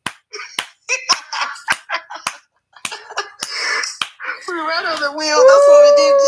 Oh, you are so... I love you so much. You're just so lit, man. I can't blame them. I was running on the wheel. That's why now if I want to act like a teenager, everyone should just leave me alone because I was running on a wheel during my teenage years. You're right, girl. Oh my God. When somebody asked what were we doing, we were running on the wheel. I was running on That's what we were on. They told us there was a reward. Once in a while, they give us a little carrot, but we're still running on the wheel. They dangle it like a carrot in it. Marriage, beloved, pastor, leader, anointing. They're dangling it. They're funny, man. Yeah, they tell you that they're going to give you something intangible, but you're giving something tangible. You're giving your time, you're giving your body, you're giving your money, and in exchange, they tell you that you're getting anointing. Anointing that cannot be quantified, anointing that cannot be seen. They say you're getting anointed. And let's say you even got anointed, right? You can't even express it because you're under their control. Let's say that you even got it. So it's like they're literally dangling the carrot and you never get anything from it. So true. At some point, we're even hallucinating the carrot at this point. We're running on the wheel with an hallucinating Trying to get the carrot. That's what they reduce us to, like a hamster on the wheel trying to get the carrot, the leftovers, the crumbs. And you're hallucinating the carrot. Do you remember they used to say that scripture about the crumbs? It's better to sit, you know that one, to get the crumbs. Oh, I can't even remember how it goes. You know the one, isn't it, at the table? Yeah, when it says that it's better for the dogs to get the crumbs of the master's table. Yeah, it's like... That's wild. They're eating. They have our money. They have our time. They have our energy. You know, Dag is there sitting, eating, getting fat on all our energy, and we are eating the crumbs off of the floor like the dogs. We're eating the crumbs. The little recognition here and there. The little power that we have over the people that were in our 5 people. Push and pull. I know. We were having the little power, the little this, the little that. And at the end of the day, they will humble you back. They say, we have to humble you. Because they have to remind you that at the end of the day, that crumbs is coming from their table. And they don't want you to ever think that you deserve the crumbs. They want you to thank them for the crumbs. This is deep. Yeah, they want you to thank them for the crumbs. Oh, master, I don't deserve the crumbs. They want you to thank them. And that's what happens. So if you're in there, I know that there will definitely be some people that are still in there. Ask yourself, what am I working for? They're telling you that it's for the kingdom of God, it's for all of this. Listen, whether or not you believe in God, the fact that God is an all-knowing, all-powerful being as you might believe God to be, He can build His own kingdom. He doesn't need you to build it. He doesn't need you to build this kingdom. He wants to build this kingdom. He will do it Himself. I mean, it's so crazy because if you even look at the biblical side, when God wanted to save humanity, didn't He come down Himself? Clearly, He's not somebody that gives His job out to people to do. So how come they're telling you to do God's work? When He wanted to do His work, did He not do it Himself? It's not even workspace though, is it? When they're saying that they're Christians, like it's just by the blood of Jesus alone. It's not even to do with works. Do you know what I mean? It's like a gift you receive. Yeah, and that's the thing. It's crazy. It's like you think an Almighty God cannot do His own work? That's the thing. The thing doesn't track because there's two things: either He's Almighty or He's not. right? And they can't tell you that it's almighty and also needs your work. It doesn't make sense. It's very contradictory. None of it makes sense. I think we started waking up as well. 1 + 1 = 1,000,000. No. It's like me telling you, Leah, I'm a billionaire, but I want you to give me your money. How does that track? Yes. So imagine imagine you get a message from Elon Musk to send you money. You're gonna think it's a scam because it doesn't make sense. Why would he need your money? And God, and money is a man-made construct. It's like God is like the creator of the universe. That's what I'm saying. It's like the same concept. God has unlimited power. It's outside of time, but it needs your time and your power and your push. He can be at the same place at the same time at any point in time. Yeah, it needs you to take your car from what was you even going from London to Kent? He needs you to be traveling by train for 3 hours. A deity that is outside of time needs your time. That's ridiculous. It's like a billionaire asking you for money. It doesn't make sense. It doesn't make sense. It really doesn't.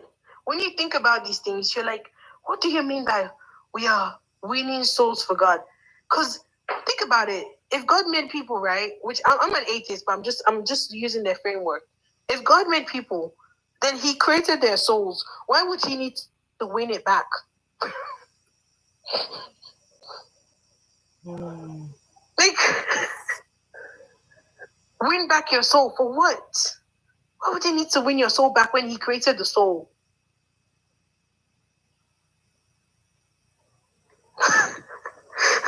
The thing that's so funny to me. Even the Christians that started, they weren't even evangelizing. They'll just go out and talk about what they want to talk about, and then people will join them. There's no such thing as them going out and doing this and doing that. They will literally just talk, and then people will be like, oh, I really like those people. I want to join them. It's gone so far away from what it's supposed to be. Exactly. And it's like people would be attracted to the way that they were. Maybe they had some peace. Maybe they were loving. Maybe they were kind people. And they would be curious, and then they'll join them. So when did it become this? Is the same capitalistic? They literally are run like companies. Go out and recruit these people like MLMs. It's true.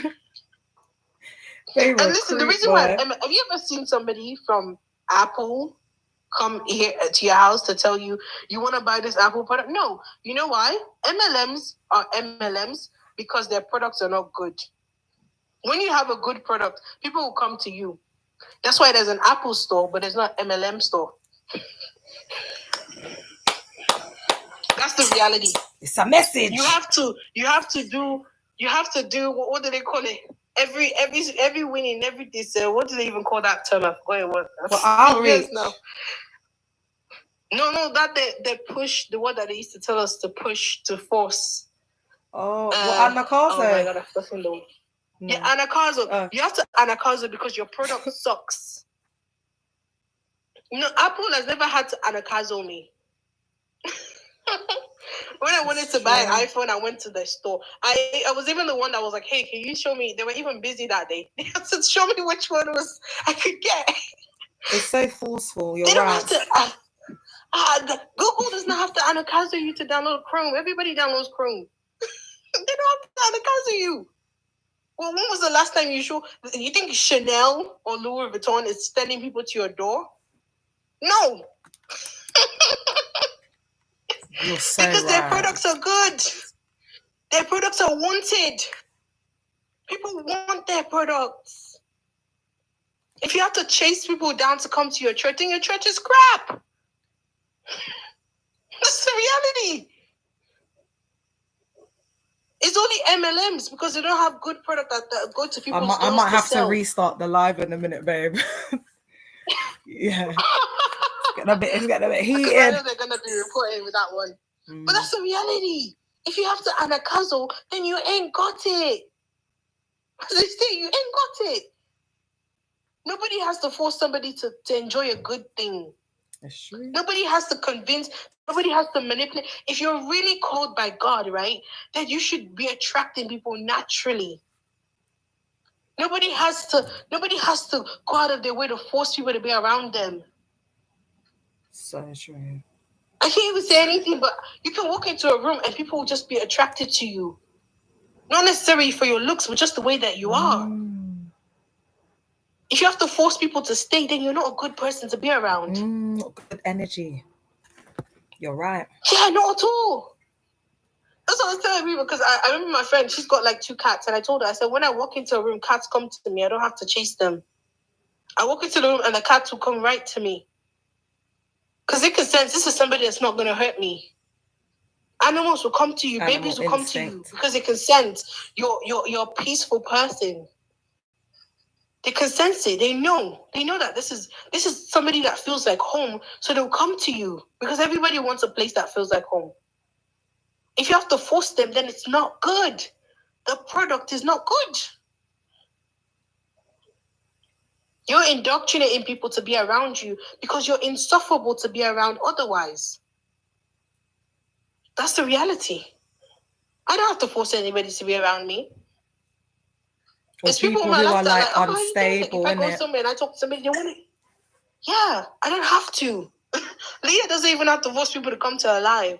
I literally will go on my phone. I'll just see their life, and I know immediately I want to come in. Leah has never shared her life with me. Never. Don't lie. I always share the life with yourself. She's never shared her life with me. It's other people that will even share a life with me. Other people that will share it. That they'll be like, they'll send it, and I'll be like, immediately I'm clicking on it once I see it. Because I want to be here.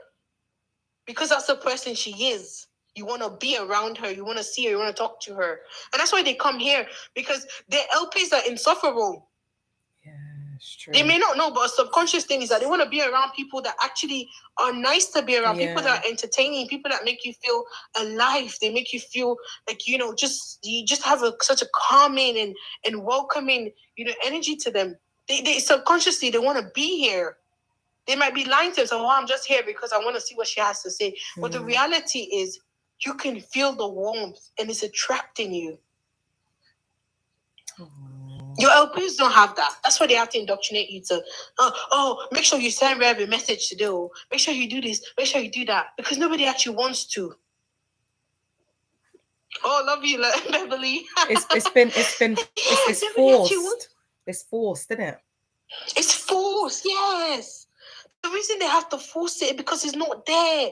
You have to force something that's there. You don't have to.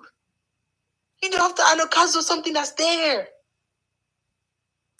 They'll just fall into your lap because they can feel the warmth, they can feel the love, they can feel the compassion.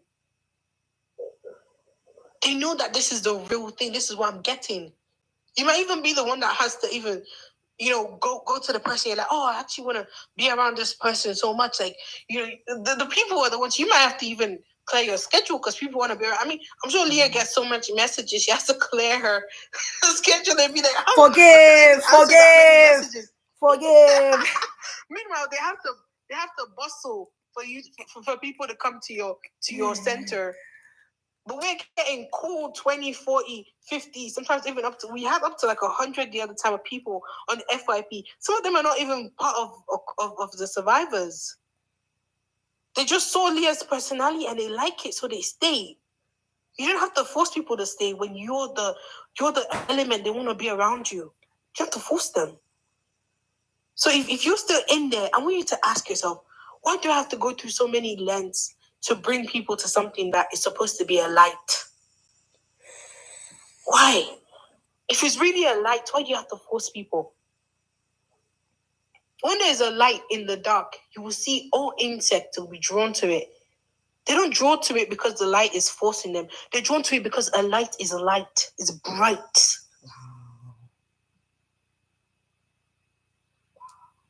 Of its very state. It doesn't have to do anything. It just shines and you see all the insects are drawn to it. You see, everything comes to it because it's there. It just is what it is. There's nothing to be forced. And so I don't believe in God right now, but I'm an agnostic atheist, so I'm what I'm to God. I don't need to be forced to believe in God. I'll just eventually land there. Yeah. And so I don't know what the future holds, but all I know is that I'm just gonna go with what I'm drawn to, what I can land on. Nothing needs to force you. The only time you have to force things is when you're forcing them towards something they don't want to be. Somewhere they don't want to be. That's where you have to force them to come. The messages are not that good. That's why you have to force them to listen. Everything's by force. You have to force them to listen because I know. There's a podcast I listen to. I never saw an advert for them. I just clicked one day on podcast. I listened and I'm like, oh, I really like these people. And I just listened to them. I never saw an ad. I saw it and I liked it and I just stayed. So if you have to force people, you have to call them every Sunday morning, then maybe they don't want to be there. They don't want to be there. If you have to call them on Sunday, then they don't want to be there. If you have to call them on Wednesday, they don't want to be there. It's a message. They don't. They don't want to be there. They don't want to. That's why you have to call them. You have to force them. If you have to preach, if you have to be preaching beloved every Sunday, maybe people don't want to. Oh, Ines is saying to restart. That's why. Ines is saying, let me restart it, babe. Restart, yeah. Let me restart. But I'm coming back, guys. Yeah, no problem. Sorry, Insta. Sorry, YouTube. Just in case, because Ines said to, oh, okay, we're good. We're good. We're good. We're good. I might change the back, actually, because it's like, I just got Pastor Toby on there. Oh, anyway, it doesn't matter. Wait a minute. I don't know if I did, oh, crap. Sorry, guys, 1 minute. Let me restart it, because I don't know. For a minute, I was like, did I put the audience controls on? I don't know if I have. Oh, they are. They're on. They're on. All right. I just had to check. Sorry. Are you guys enjoying it? YouTube, can you hear properly? Can you let me know? YouTube, can you hear? Dennis, can you hear properly? Oh no, I can't. I've got to get her on live first because I want to go and get a muffin. I've got some food left.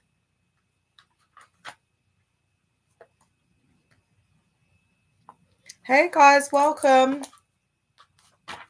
We'll just wait for people to get back on YouTube and Instagram. We'll just wait for everyone to get back on because I think I was starting to think, oof, is it gonna lock off? So I'm glad I went to check and it's fine. But we have to do the check because sometimes we get too comfortable, man, and then it just gets lock off. I think it's been really, really nice though, having Soft Life coming on, and you know, because she's got that professional background. You know what I mean? So it does really gives us that therapeutic lens. Do you know what I mean? To help to deconstruct us, and that's what I'm saying. Like, obviously, everyone is welcome to come up here and speak. That's a survivor, or if you're a professional and not severely and heavily indoctrinated, you know, and you have something to, you know, offer the live. And that's why I say, like, it's not really about coming up here to just hear the sound of your own voice. You get what I'm saying? Like, you have to either have to be a survivor with lived experience, because we have, like, most of us are neurodivergent. It's hard for us to listen to people in the first place, you know, them ones. So it's like either be a survivor with an experience so that, hey, my queen, so that we can, do you understand what I'm saying, collectively support and be there for one another, or you got to have some sort of professional experience. Anyway, let's wait for her to get back.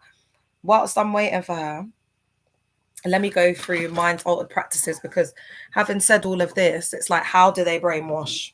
How do they get into the psyche? How are they able to take over our minds and imprison us? And it's through I'm all right, babe, a bit tired, but I'm all right. I'm probably going to be on for another 20 minutes. That's why I was hoping Soft Life will come back on so that she can say what her last bit, so then I'll finish up with this, but no pressure there, because she was on for quite a while. So I just thought, let me go through this and give it about 10 minutes. All right. So cults utilize mind-altered practices to exert control over their members. So it's fostering dependent. How was your dinner? Lucia, how was your dinner, girl?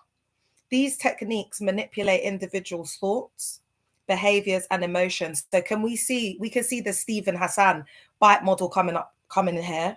Behavior, information, thought, and emotional control, making them more susceptible to the cult's ideology. One second. Making them more susceptible to the cult's ideology and less likely to question or leave.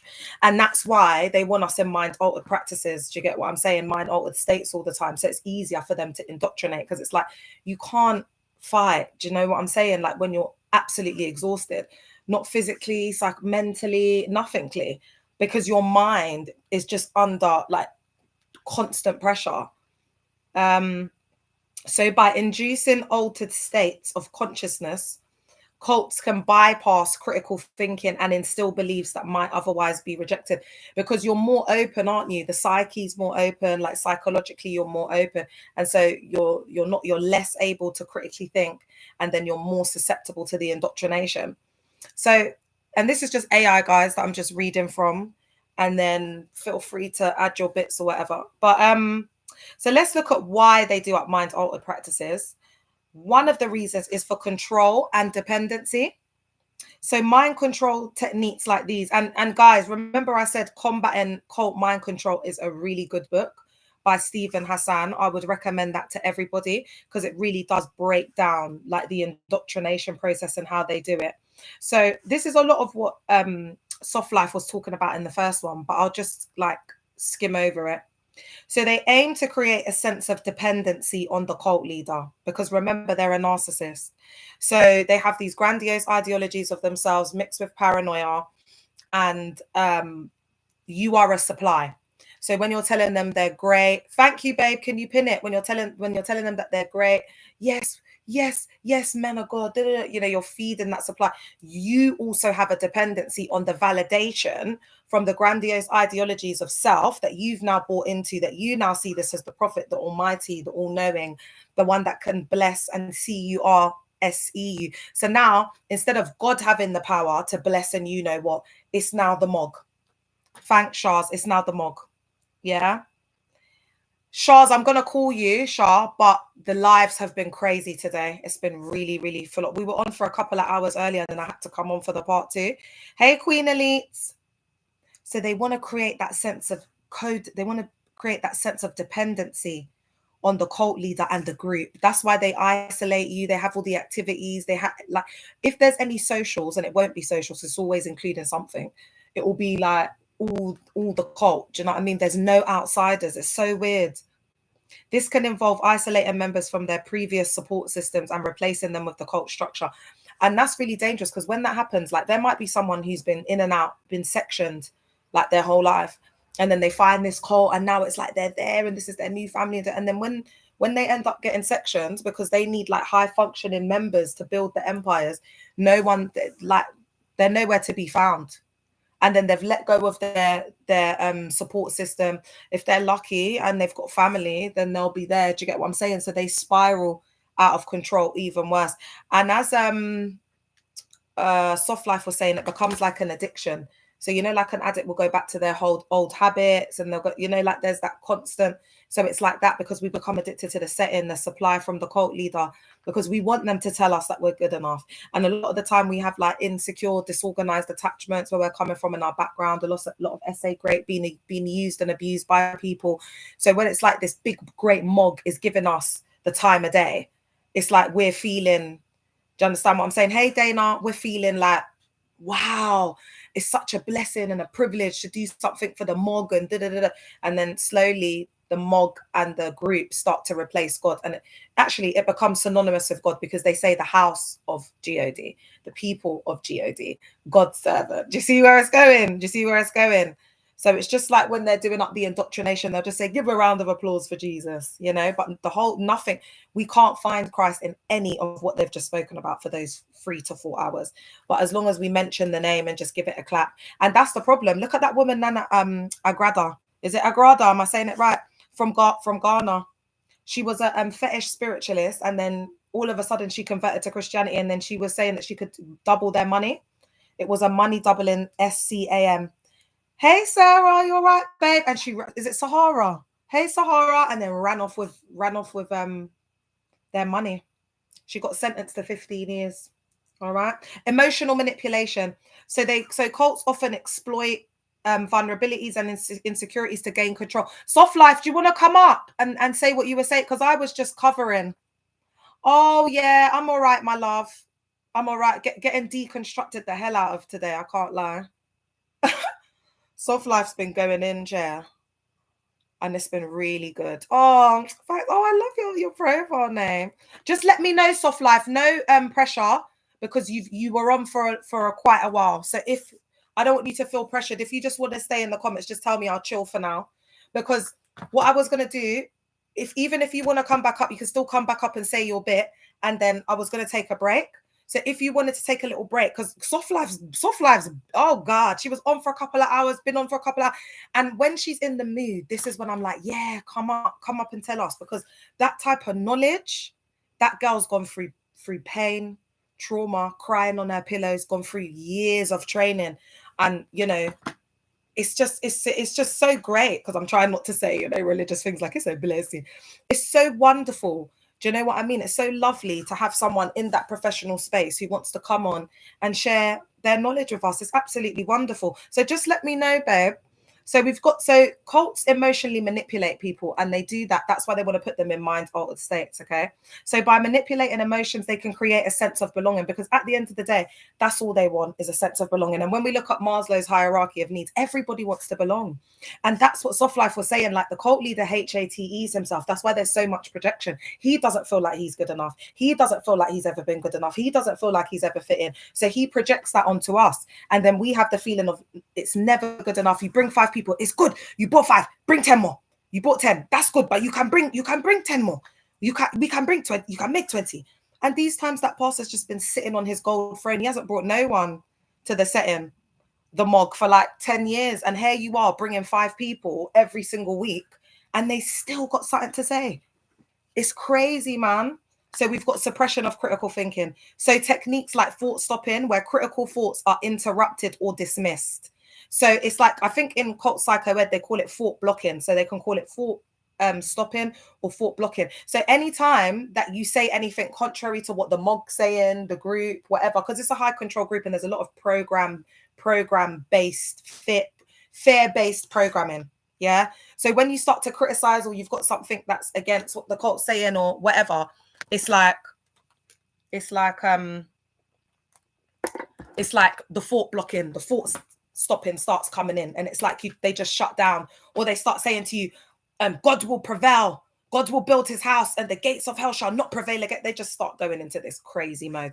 Did you want to come in, Queen?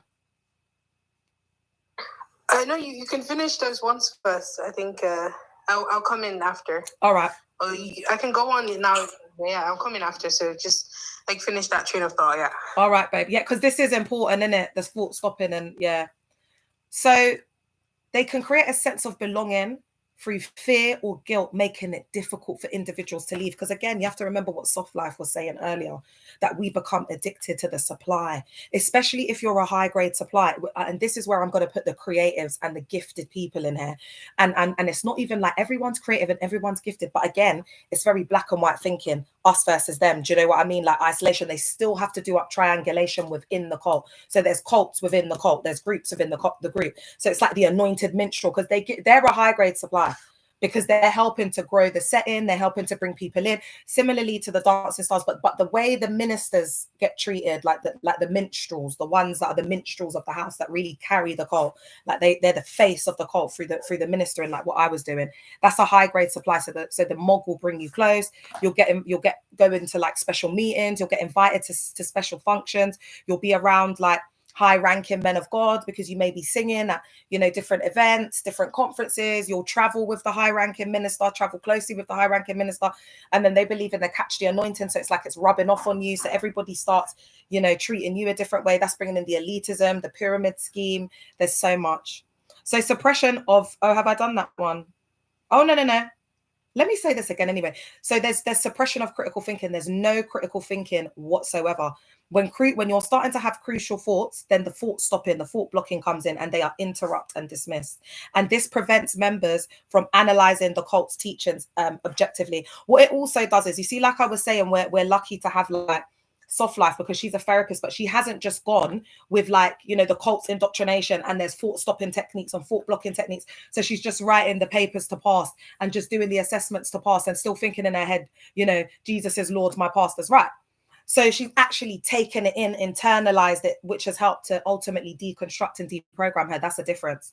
And that's what I did in social workers. That's why I was saying it doesn't matter if they're a doctor, social workers, they don't believe in it. They don't believe in what they're prescribing you. They believe that if they could bring you along one Sunday, that all your problems are going to go away. That's facts. Indoctrination. So altered states of consciousness achieved through meditation, chanting, speaking in tongues. Do you understand what I'm saying? Like when they said, hey, hey, hey, hey, come to the front if the Lord is touching. You know, it's a combination of musical, mystical manipulation, man, to put you into a trance-like hallucination. Hallucination. I don't know what to say, that state. Do you get what I'm saying? So now your reality is distorted, you're more open, you're more susceptible to being indoctrinated and just saying yes, amen. You know, you're like, it's like you're offline, there's no one there. So that's why the music is important. Remember, I told you there was different songs that we used to sing when there were like healing ministrations and stuff. So there's definitely it's spiritual. The music is spiritual. The music is definitely spiritual because we know that it carries vibrations, and you know, we'd have to go into spirituality for that. So it can make individuals more receptive to new beliefs and ideologies. Okay. Maintaining membership, so fostering strong emotional bonds, so getting you to be codependent. Majority of the people, if not all of them, form trauma bonds. You know how many young people I've heard like their dad unalived, their mum unalived, and then the person in the cult had a parent that unalived. So it's like that's like, oh, I really thought they was going to be there for me because my dad unalived and I used to open up and speak to them. They're just doing up trauma bonds. That's all, to keep you there so you become dependent on them. And it's sad to say, but that's what they do up. That's why the pastor was spending hours with me, like 4 hours counseling, 4 hours, because he was making me dependent on him so I wouldn't go anywhere else. Mad. Recruitment, mind control techniques can also be used during recruitment to initially attract and persuade individuals to join the group. They use a lot of deception, a lot of reverse psychology, a lot of love bombing, a lot of gaslighting. I've said this. That they know that they're coming to ask you to come to the setting, and they're targeting you and recruiting you. Oh, babe, your jacket's nice. They don't even like the coat. It's just so it's lying. They don't like the makeup. They don't like anything. They're just saying it as it's like an opening liner, opening sentence. That's why you can't trust them, because the truth is not within them. Okay, so again, it's got mind control techniques can also be used during a recruitment to initially attract and persuade. The power of persuasion. That's what it is. It's just persuasion. It's just hustling. They're like a dodgy car salesman. Do you know what I mean? It's just bare different techniques. Yeah. So when it gets exposed, and they're upset because it's getting exposed, because now what are they going to do? Because if they're doing things with a pure intent and a pure mind and doing it the way they're supposed to do it, instead of trickery, illusion, sorcery, and persuasion, let's see if you can get the numbers, because it's just persuasion, sorcery, and trickery, my love, and bribery, promising people Nando's after that little human fecal matter. So in essence, mind altering practices in cults serve as powerful tools for control, manipulation, and indoctrination. Thank you so much, Jimmy. Enabling cult leaders to exert significant influence over their followers' lives. Did you want to come in, Soft Life? Yeah, I'll come in. And just like what you were saying, it's that manipulation, right? And the thing about music is this is not anything new. This is why I recommend that people, Jimmy's going in. I know, to get to say thanks, Jimmy. I'm like, shout out to Jimmy. Thank you, babe. But yeah, it's not anything new yet. If you look at civilizations that we had before, right? There's one that recently went I think viral. I think it was the I've forgotten what the name of the people were when they were doing their chants, right? These are things that people have been doing from the beginning of time. Because when you get people to chant things, you know, when the warriors would get ready, they would chant, right? It's a way of keeping people at one mind. It's not new. It's a technique that's been used for a long time. It's a way you unite the people because they're singing the same song.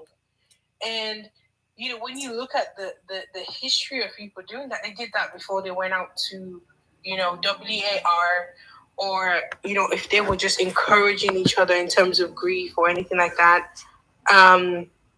They literally just like that's what they did.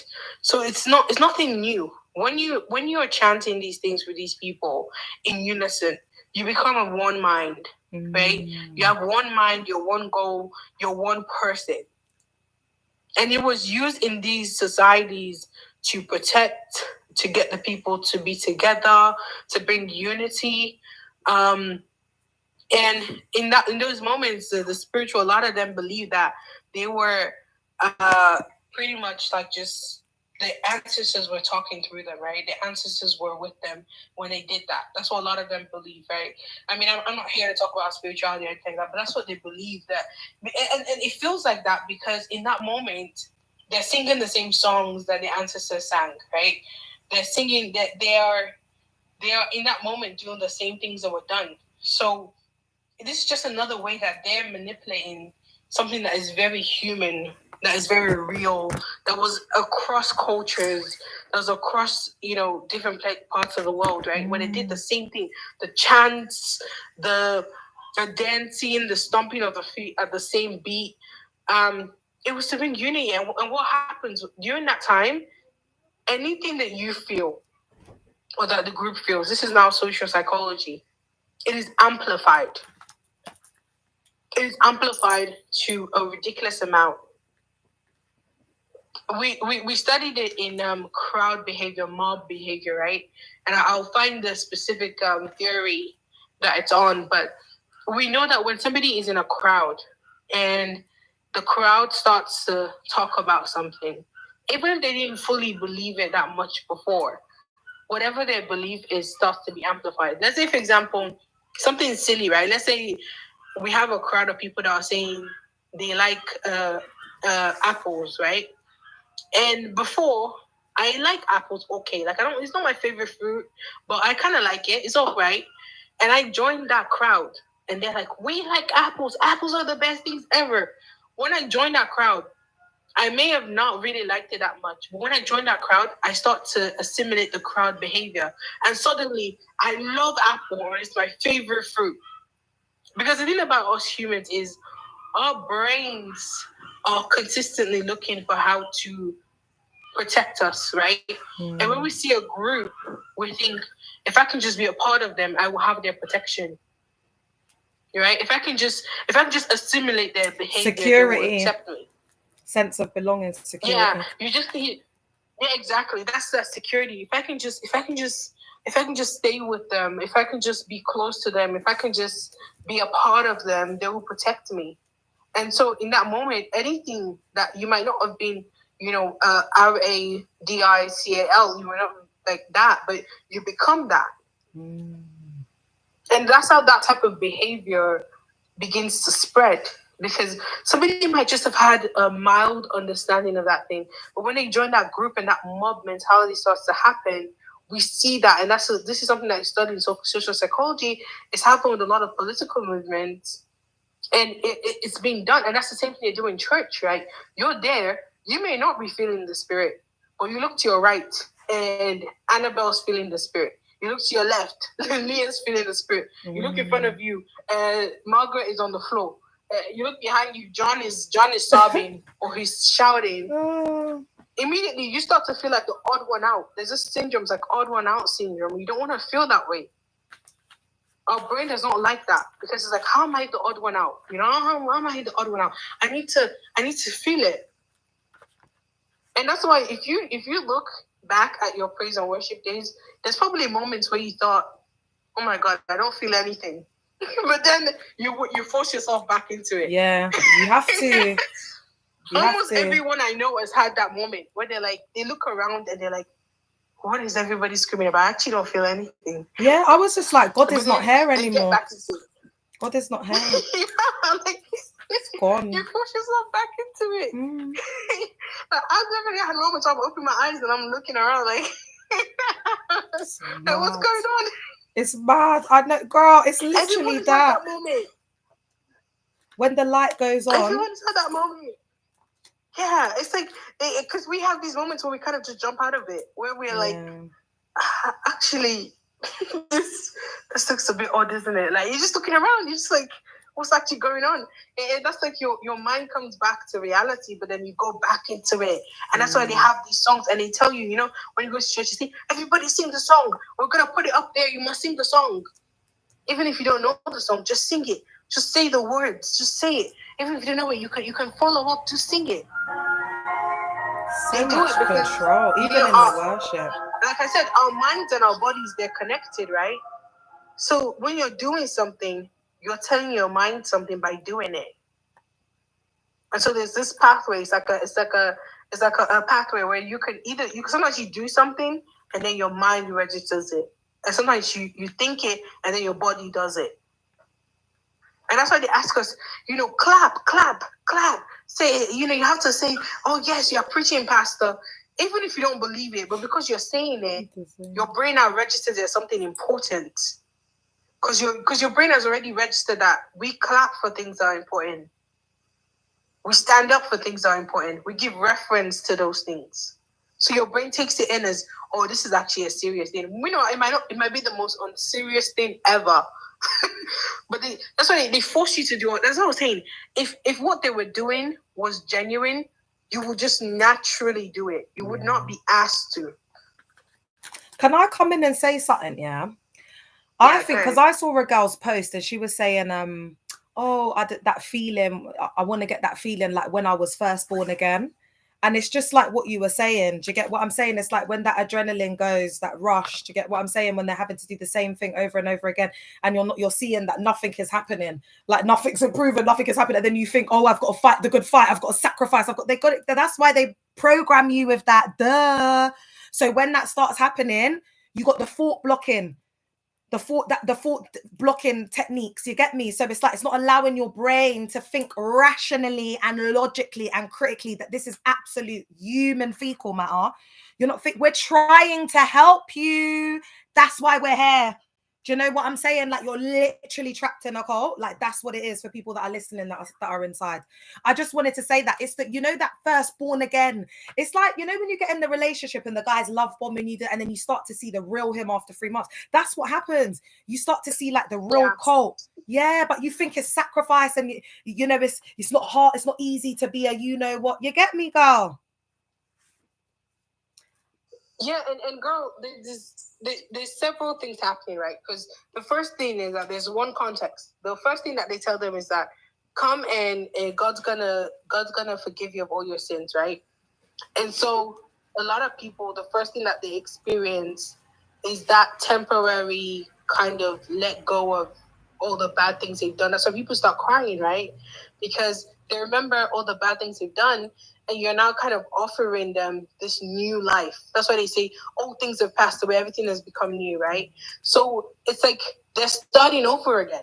The same way where if you like moved to a new place, you wanted to start your life again, how that could make you very emotional, just thinking about all the things you've left behind. So it's like it's giving them that chance. So that is the first type of high that they're feeling. And then they have that, you know, welcome to the family. We're a family here. They use those terms specifically, right? And they're like, come to Jesus, he's going to love you. And there's people that never felt loved before. They've never felt family before. They've never felt that there were people that were on their side. They were ready to, you know, go on this journey with them. And so all of it together, just, it becomes euphoria, right? It's you're on cloud 9, right? Because you're like, I am actually starting this new life. All things have passed away. Everything has become new. I'm now a part of something that seems greater than I am. It's like it's no longer just me. It's now everyone. And that's why they give them food, they give them pamphlet, everything. They just feel so loved, so welcomed. And the thing about any type of high, right? Whether it's with substances or it's with a person or anything, is that you always want to chase the first high. That's what leads to addiction, right? You always want to chase that first time. Wow, like the born again experience. Yeah, if you ask any single ADDICT, they always tell you, I'm trying to get back to that first time that I did it. So they do it over and over again to try to get a lick of that first time, you know? It's like that and that's the thing that keeps them in the same thing with the people that gamble. They want to get back to that first win. You know, that won that time, it make them feel so good. So no matter how much they lose, they just want to get back to that moment when they first won. And they want to keep going at it. And that's what keeps them going. And that's exactly what they do. So they tell you, you're going to have that. That's the life that you're going to have. And the reality is that you will never get back to that, because that point in your life was just that euphoria that you felt. You might have glimpses of it throughout your journey, but it's an illusion. It's not real. And that's the sad part of it all, is that it's an illusion. They're working on that. It's just an illusion. The music creates when we ask people to imagine things, when we ask people to, kind of daydream, the atmosphere has to be right, So the lights are kind of dimmed, the choir is singing, everybody's just hopefully looking at you like, go and give your life to Christ, It's just it's an illusion. It's manufactured. It's not real. But because our minds, anything that happens with us in our minds, we start to feel it, right? We start to feel it, whether good or bad, which is why we feel something that's called like nostalgia, right? Like when Leah's talking about the 90s. She's not from the 90s, but she feels good when she starts talking about the 90s, because that feeling that she had in the 90s comes back for a moment. And so it's the same thing. That's what nostalgia is. So our minds are not trapped in space or time or in a place. Our minds can go anywhere. It can go back in time, can go to the future through things like worry. It can, it can go so many places. So when in your mind they've created this world, you start to almost feel it. You start to taste it. You start to be there. It's like your body's like here, but it's feeling sensations from another place, from this story that was told to you. Our brain loves stories. It's why back in the day they didn't teach history. They just did, the little stories, the folk tales, right? And that will tell you the whole history of people, because people love stories. They love myths. They love magic. They love the hero story. They love feeling like they're chosen, like they're special. Like, wow, you're really here today because it's divine intervention and divine timing. They love it, and our brain loves it. That's the thing. Our brain loves stories. It does. It really does. I mean, we see it in other areas of life. People meet people romantically and they make up their own story in their head, but it's not the real thing. And then they wonder, like, what happened there?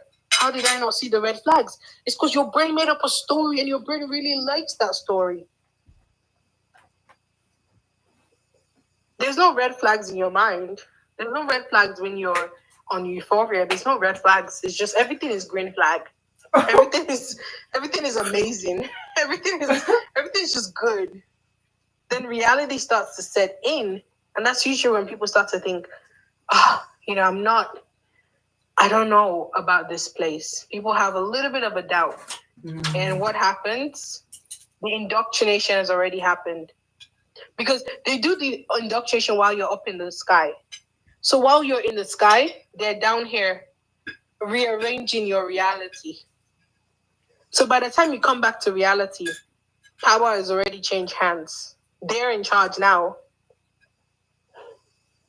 They've got the power now. By the time you get back to reality, they've taken over your home. They've taken over your finances. They're the center of your world. Taking your kids? They're the only friend. Yeah, they're the only friends you have. Mad. The only ones you talk to, the only ones you quote unquote fellowship with. By the time you get back to reality, and so there's many people in quotes, they're in different stages. There's some that still have their head in the clouds, and then there's those that have come back to reality, but they've noticed that somebody has taken over. And some people just don't have the energy to even fight it, so they accept it. They come back to reality and they're just like, I guess it is what it is. I'll just marry who they tell me to marry. I'll just, do what they say. Because they're thinking, while my head was in the cloud, they've taken everything. And it's really sad. It really is. And if you're in that situation right now, I just want you to know that you belong to only yourself. Nobody can take over.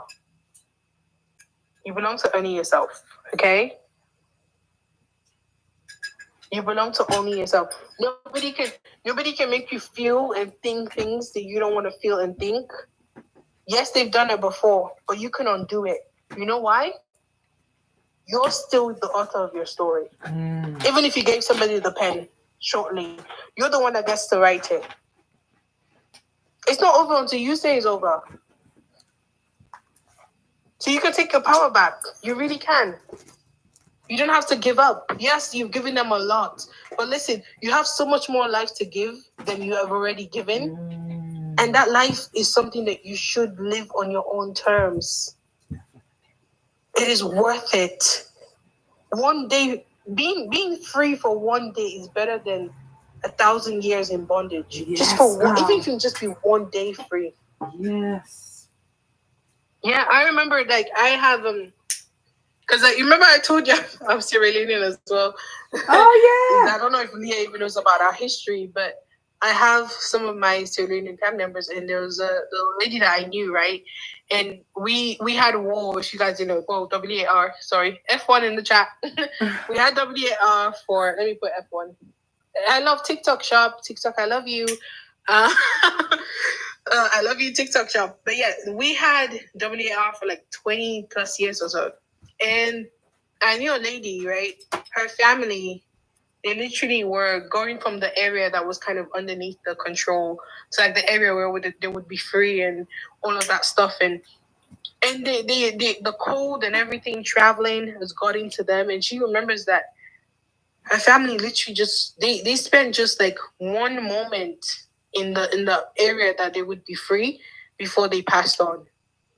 So all the effort, all their struggling was just to have one moment.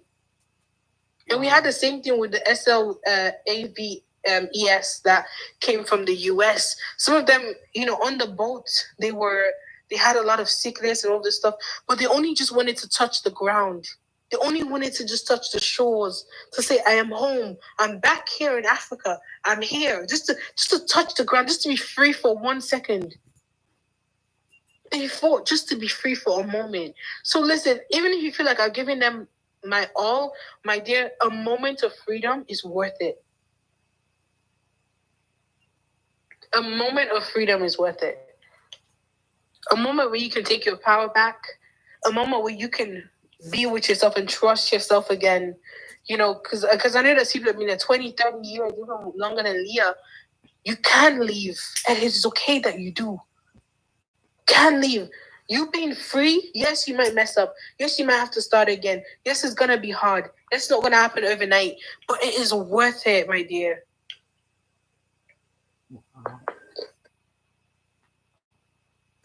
Nothing is more important than your freedom. So, yeah, I just... Whenever you're ready, let me know, girl. I'm just here listening. So whenever you're ready. Yeah, I'm yeah.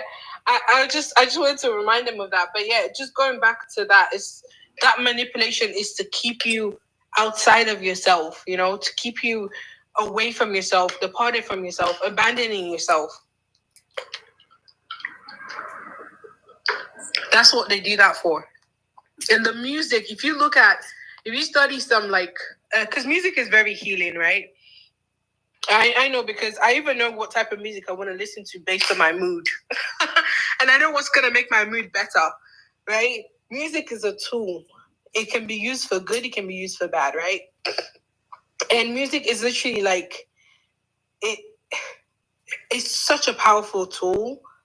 It's very important that you don't, you become aware of how powerful it really is.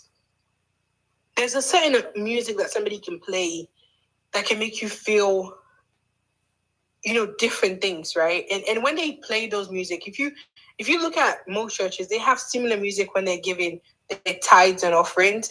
They have certain music when they're when they're asking people to bring their lives to Jesus.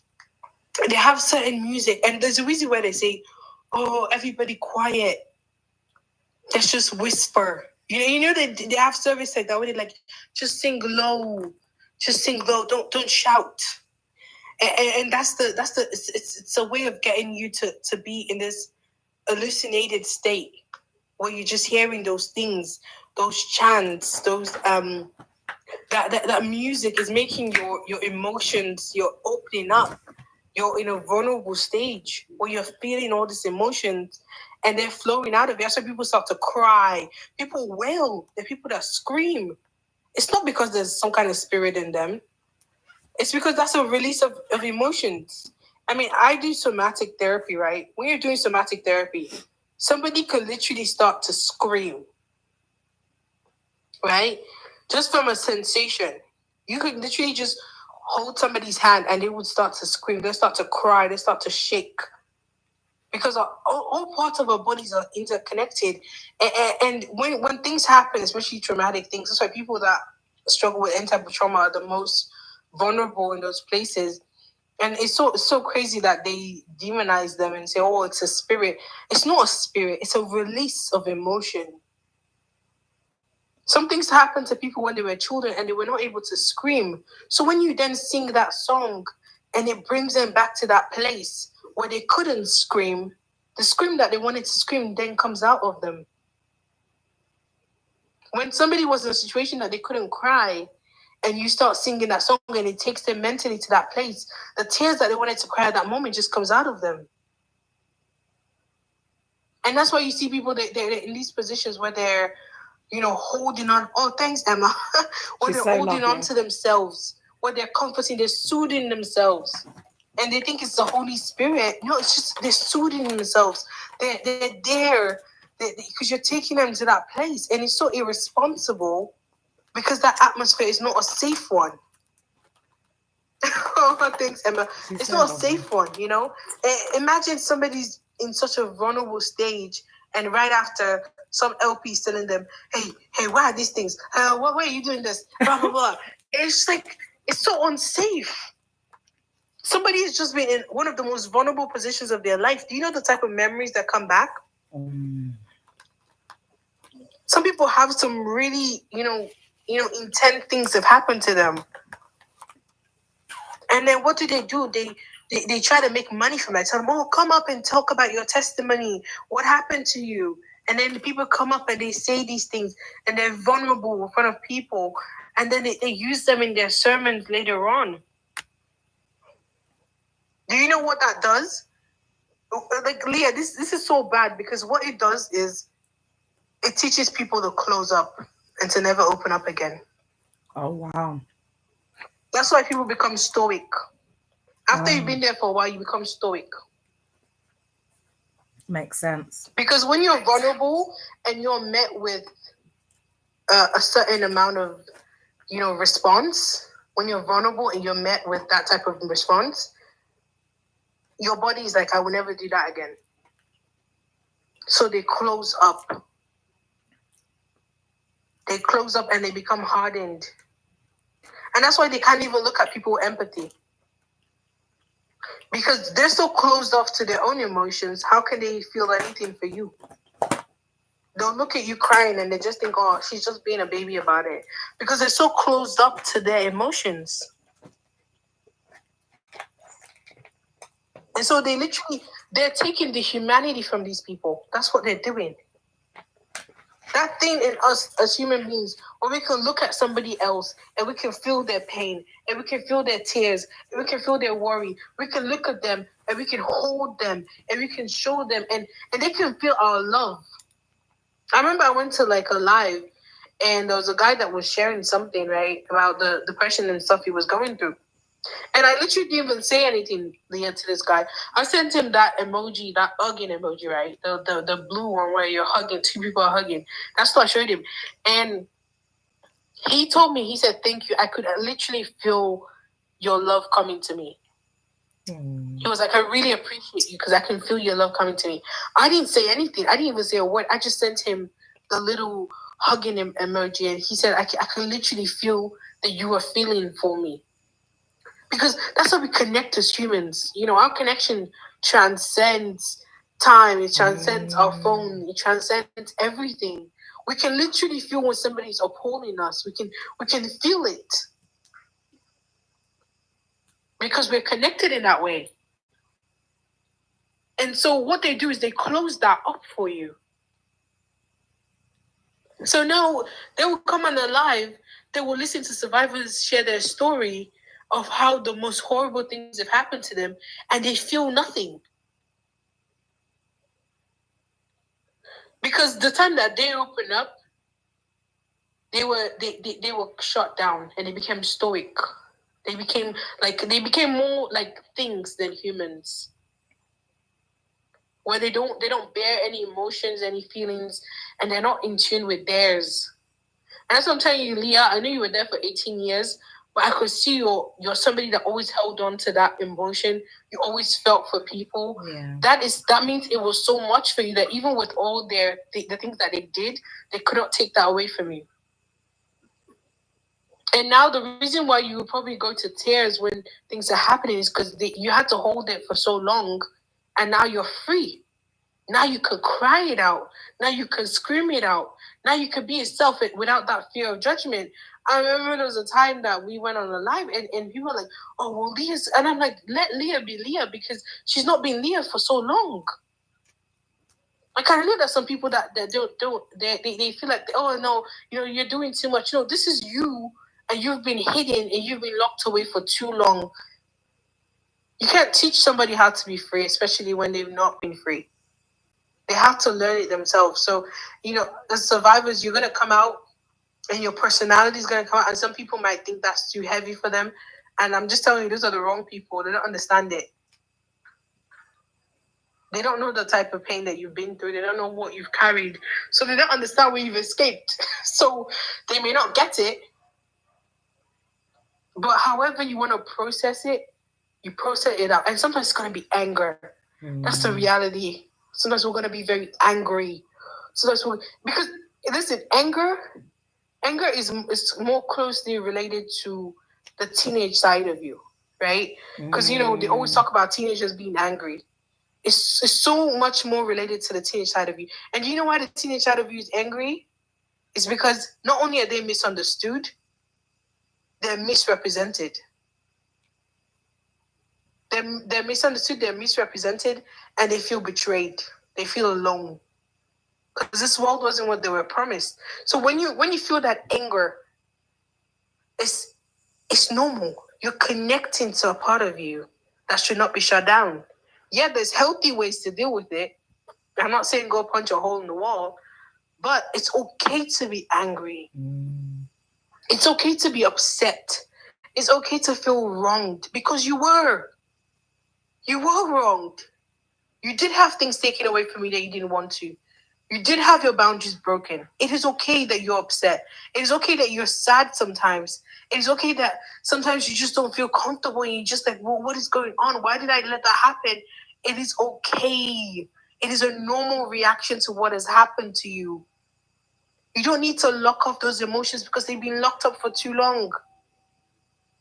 When you're there and you show discomfort, they tell you, oh, why are you offended? You shouldn't be offended.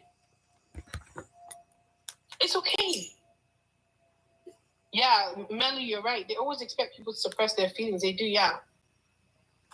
It is okay. It's okay to feel things. It's not sinful to feel anything. They make it like it's a sin. It's not. It's not. Feelings are just information. Your body is telling you there's something happening. There's something that I am processing. And feelings are like pain, right? When you go and you stub your toe somewhere, How do you know that you stump your toe? You feel the pain. The pain tells you stump your toe. So our feelings tell us something has happened to us. That's what it tells you. Because sometimes we know it intellectually, but we don't know it bodily. Our feelings let us know you've been through something. When you mourn for somebody, it's telling you love them. Just like that pain tells you stump your toe. Just like that itchiness tells you that something's on your skin. We mourn because we loved. Right? And that's what it's telling us, that something has happened to you. Something different, something new. Without pain, we wouldn't know any of that. We could BLEED out, and we wouldn't even know if we didn't have pain to tell us that you've cut yourself somewhere. And that's exactly what feelings are. They tell you something in your heart is aching. Something in your soul is lacking. Something is in you that needs your attention.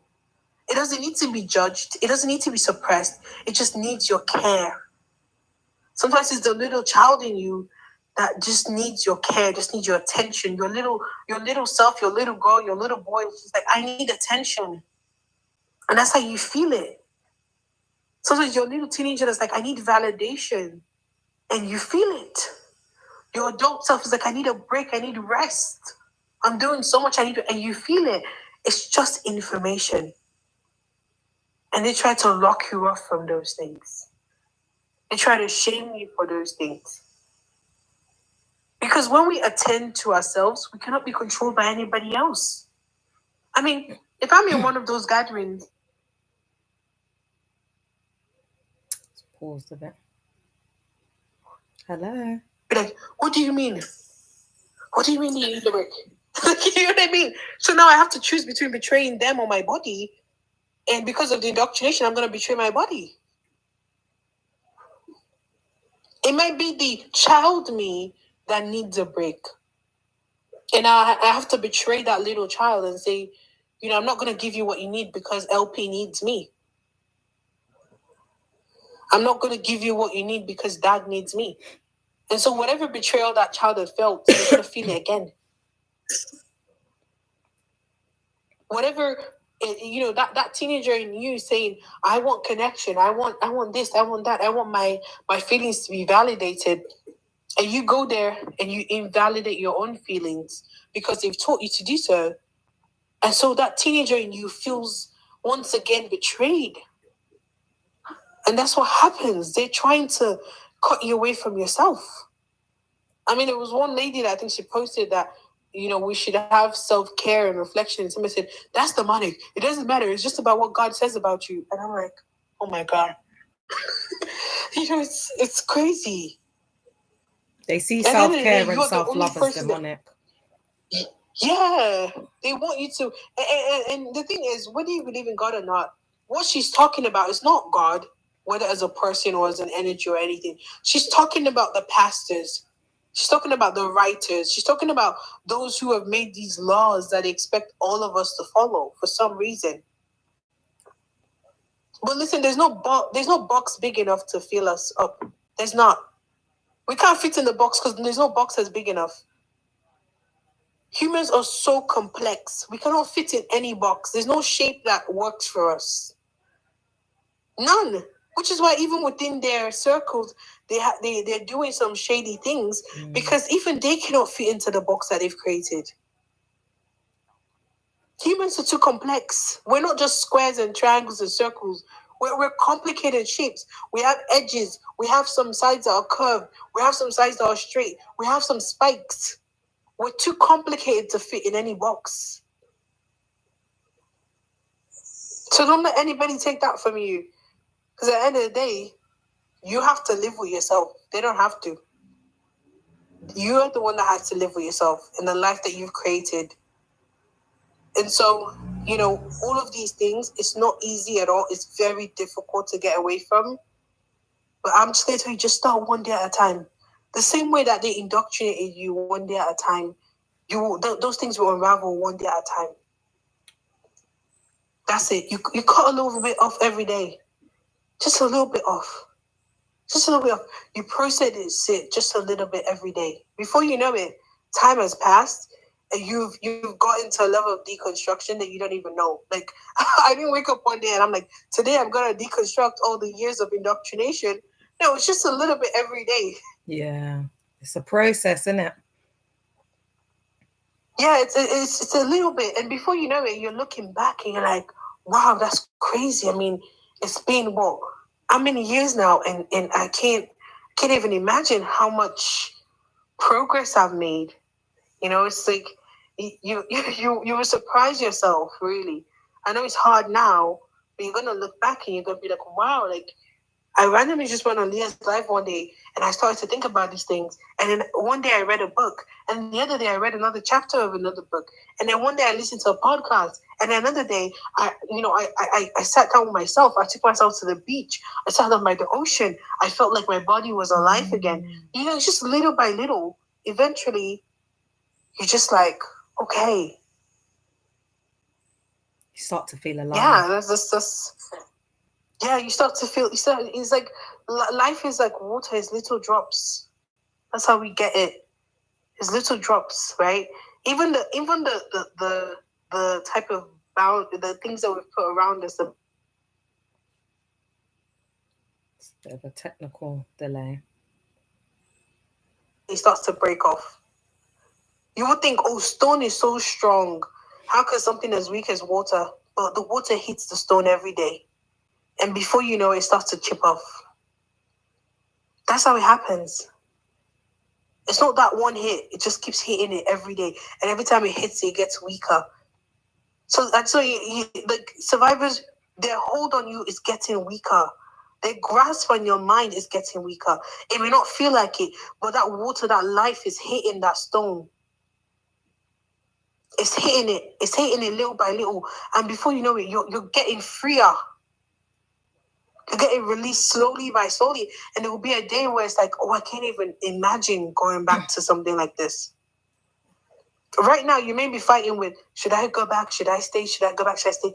Let the water hit the stone. That's all I want you to remember. Allow the water to hit the stone. It may not seem like anything, but it's hitting it every day. Let the water hit the stone. That's powerful analogy, you know, like for visual learners as well, to see it as that. Do you know what I mean? I'm a visual learner, so I have to explain everything, you know, in a visual way for myself. Yeah. But yeah, just let it. Every day, just imagine your little walk that you're going on and you think is nothing. That is the water eating the stone. The time that you put yourself out there to make friends and people outside of those indoctrination, that is the water hitting the stone. And one day, that thing that looks so great and mighty, that fear that looks so strong. You know, we look at stone and we think, oh, so strong. Nothing can break it. It's a lie. Allow the water to hit it every day. One day it's gonna break off. And don't be mad at yourself. Because the things they did to us were hard. It's hard like a rock. It really is. Just let it little by little. Every day it's gonna hit it. It's gonna hit it. It's gonna hit it. It's gonna hit it. Things are gonna resonate with you. You're gonna come on a live. People are gonna share their stories. It's gonna resonate with you. You're gonna listen to other survivors. One thing's gonna resonate. That is the water hitting the stone. Eventually it's gonna break off. It takes time. It really does, but you get there. And it may not break off, but it's weakened, and that's good enough sometimes. Sometimes we leave this earth with weakened stone, but it's still good enough. It's still better than when it was standing strong. Yeah, you're right. Exactly. We put on waves, we could be good. Exactly. It's deep. But like, honestly, soft life, this is why I'm so glad that you came back on, because guys, if you haven't seen part 1, part 1 is on YouTube, so make sure you go and watch part 1, because we did a really powerful part. Did we record it? We didn't, did we? Oh no, we didn't record it. Go on, darling. Sorry, we didn't record it. I think TikTok does a recording for you. Yeah, I'll have to get the highlights. Yeah. Is there anything else you wanted to say? Do that. Is there anything else you wanted to say, babe? I was gonna wind down because I might come back if you're free, if everyone's free to come back around maybe 8, if I'm not too tired. But no pressure. You could just want to come on. Don't feel like you have to come on all the time now, because I don't want you to feel like that. I won't be like as and when you ever, because I don't want you to feel pressured, you know, because I want you to come back on. So, girl. No. I won't feel pressure. Oh, Leah, like I hardly come on. Like I've not come on in like months, right?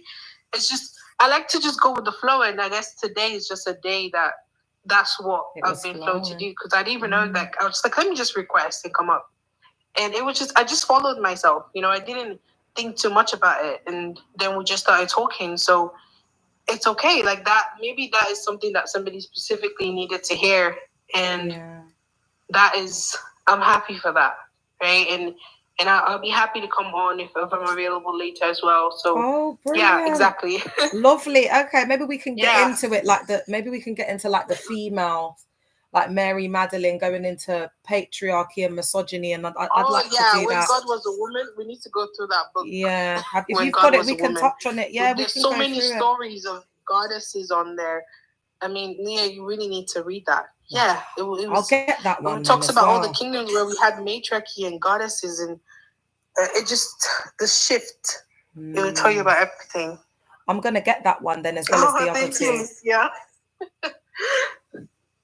The collective, you're very strong, and I know Leah's gonna start winding down now. So I just wanted to say a final message. Well, just for this live, that the collective, you're very strong, and you're very compassionate, and you're very passionate, and just feel everything. And Leah, we all appreciate you. I know the collective appreciates you, right? Because you bring us together. You're where we can meet, right? You're our meeting place. And in order for you to be like that, you have to be safe. And so we appreciate the safety that you bring by being our meeting place. We're all around, but we have this meeting place where we can come together, and that is because of you. And yeah, the collective, you are so strong. You don't know what you did. You escaped something that a lot of people can't escape. Oh, thank you, Alita. She's Alita's just such a queen. Listen, give yourself a break, my dear. You don't have to have your lives together. You don't have to have this type of job or this type of this. Just let yourself be, man. You spent so much of your life, being ruled by someone else. It's okay. It's baby steps. It is baby steps. You're learning to walk again. You're learning to eat again. You're learning to feel again. So let yourself do the little things. Pat yourself on the back, man. If you woke up today, you brushed your teeth, you got dressed, you've done enough. For the weight that we carried, you might not even be able to get up. You might just still be in bed at 5 p.m. And that's okay. You don't have to do anything. Because on Sundays, you used to do everything. So let your body rest, okay? That's all I wanted to say to the collective. Yeah, reset and reclaim, exactly. That's why I say on Sundays, I don't do anything. My Sundays are now my rest days. That's very intentional, because I did everything on Sundays. Yeah. So now I'm doing nothing. Take your power So yeah, collective, you don't have to push yourself to be productive, to stick it to them. They no longer rule us. We don't have to prove anything to them. Okay? You don't have to prove that you're holy. You have to prove that you're righteous. You have to prove that you're pure. You are enough the way that you are. And you have escaped things that many people don't. For that alone, you're already in the best position that you can be. So just be kind and compassionate. And I want you to talk to yourself with so much love. Even if you're not there mentally, just put yourself there. The love that you gave to them, the adoration, the way that you worship them, worship yourself that way. Look to yourself, hold yourself, and love yourself. That's it. That's what I wanted to say to the collective. I know, Leah, I'll just be here to support you while you wind down. Thanks, Soft Life. Thank you so much, Queen. Oh my God, I love that girl. She's so powerful. So when I seen her request, she's only been on like once or twice. I said, no, man, let me pull her up. And we had Alita earlier as well. And it was just crazy. Guys, I'm going to see if I can download it, but I don't know with the data. So if I can't download it, I'll just like screen record some of the most important bits so I can share it with you. I have to do that. I will get it done this week because it was absolutely amazing. Soft Life, thank you so much for coming on and sharing your knowledge with us. Guys, you know, like she's an absolute specialist and expert at what she does. We just got there's over 4 hours of therapy. Do you understand what I'm saying? So much knowledge. I've got notes that I can share once I write them up. I'll share the notes as well and send and put that up. So we've all got that, because I just think that these 2 sessions that we've had with her is absolutely amazing. And anytime, Soft Life, you want to come on, deliver something, share something, you might hear something at work, a new approach, you want to come on, you want to update us, you want to give us some information, whatever, please do, because I think that's the power of the collective. We have so many different professionals, guys, and it's powerful, because there was something she said, I'm going to end on this, where she was saying that they you know, you feed into the grandiose ideologies and the fanatical hypotheses that the cult leader has, and the fantasies that they've built in this like kingdom. So you think it's a big army, a big, you know, but it's not, because we are more powerful, even if there's 5 of us, even if it's me on my own, because we've got critical thinking. That's the key. That's where we come into it. We unlock all of the gifts and talents and everything that God's given us. And do you see how powerful the collective is? Because knowledge is power. And we are lovers of knowledge, and we are deconstructing, and we are deprogramming, and we're putting the work in. And this is why we have come to the point that we've come to now. So thank you so much, guys. Thanks for all your gifts. Thank you for all your gifts for both of us today. It's been, you know, like, we're so grateful. And thank you for listening. Thank you for tuning in. Soft Life, thank you again, Queen. I appreciate you. I'm going to log off TikTok, guys. We made it, chair. We didn't get no restrictions, no lock off today, chair. So thank you so much. I may be back in the evening. I'm going to see how I feel energetically wise. But if I've got the energy, even if it's for 30 minutes or an hour, I'll come on in the evening, yeah? All right, then. Love y'all. I'll see you later, TikTok. Let me close off on TikTok first, just because I don't want to get too comfortable. All right. See you later, Instagram. Love you. All right, YouTube. Thank you so much for joining me. I'll see you next time.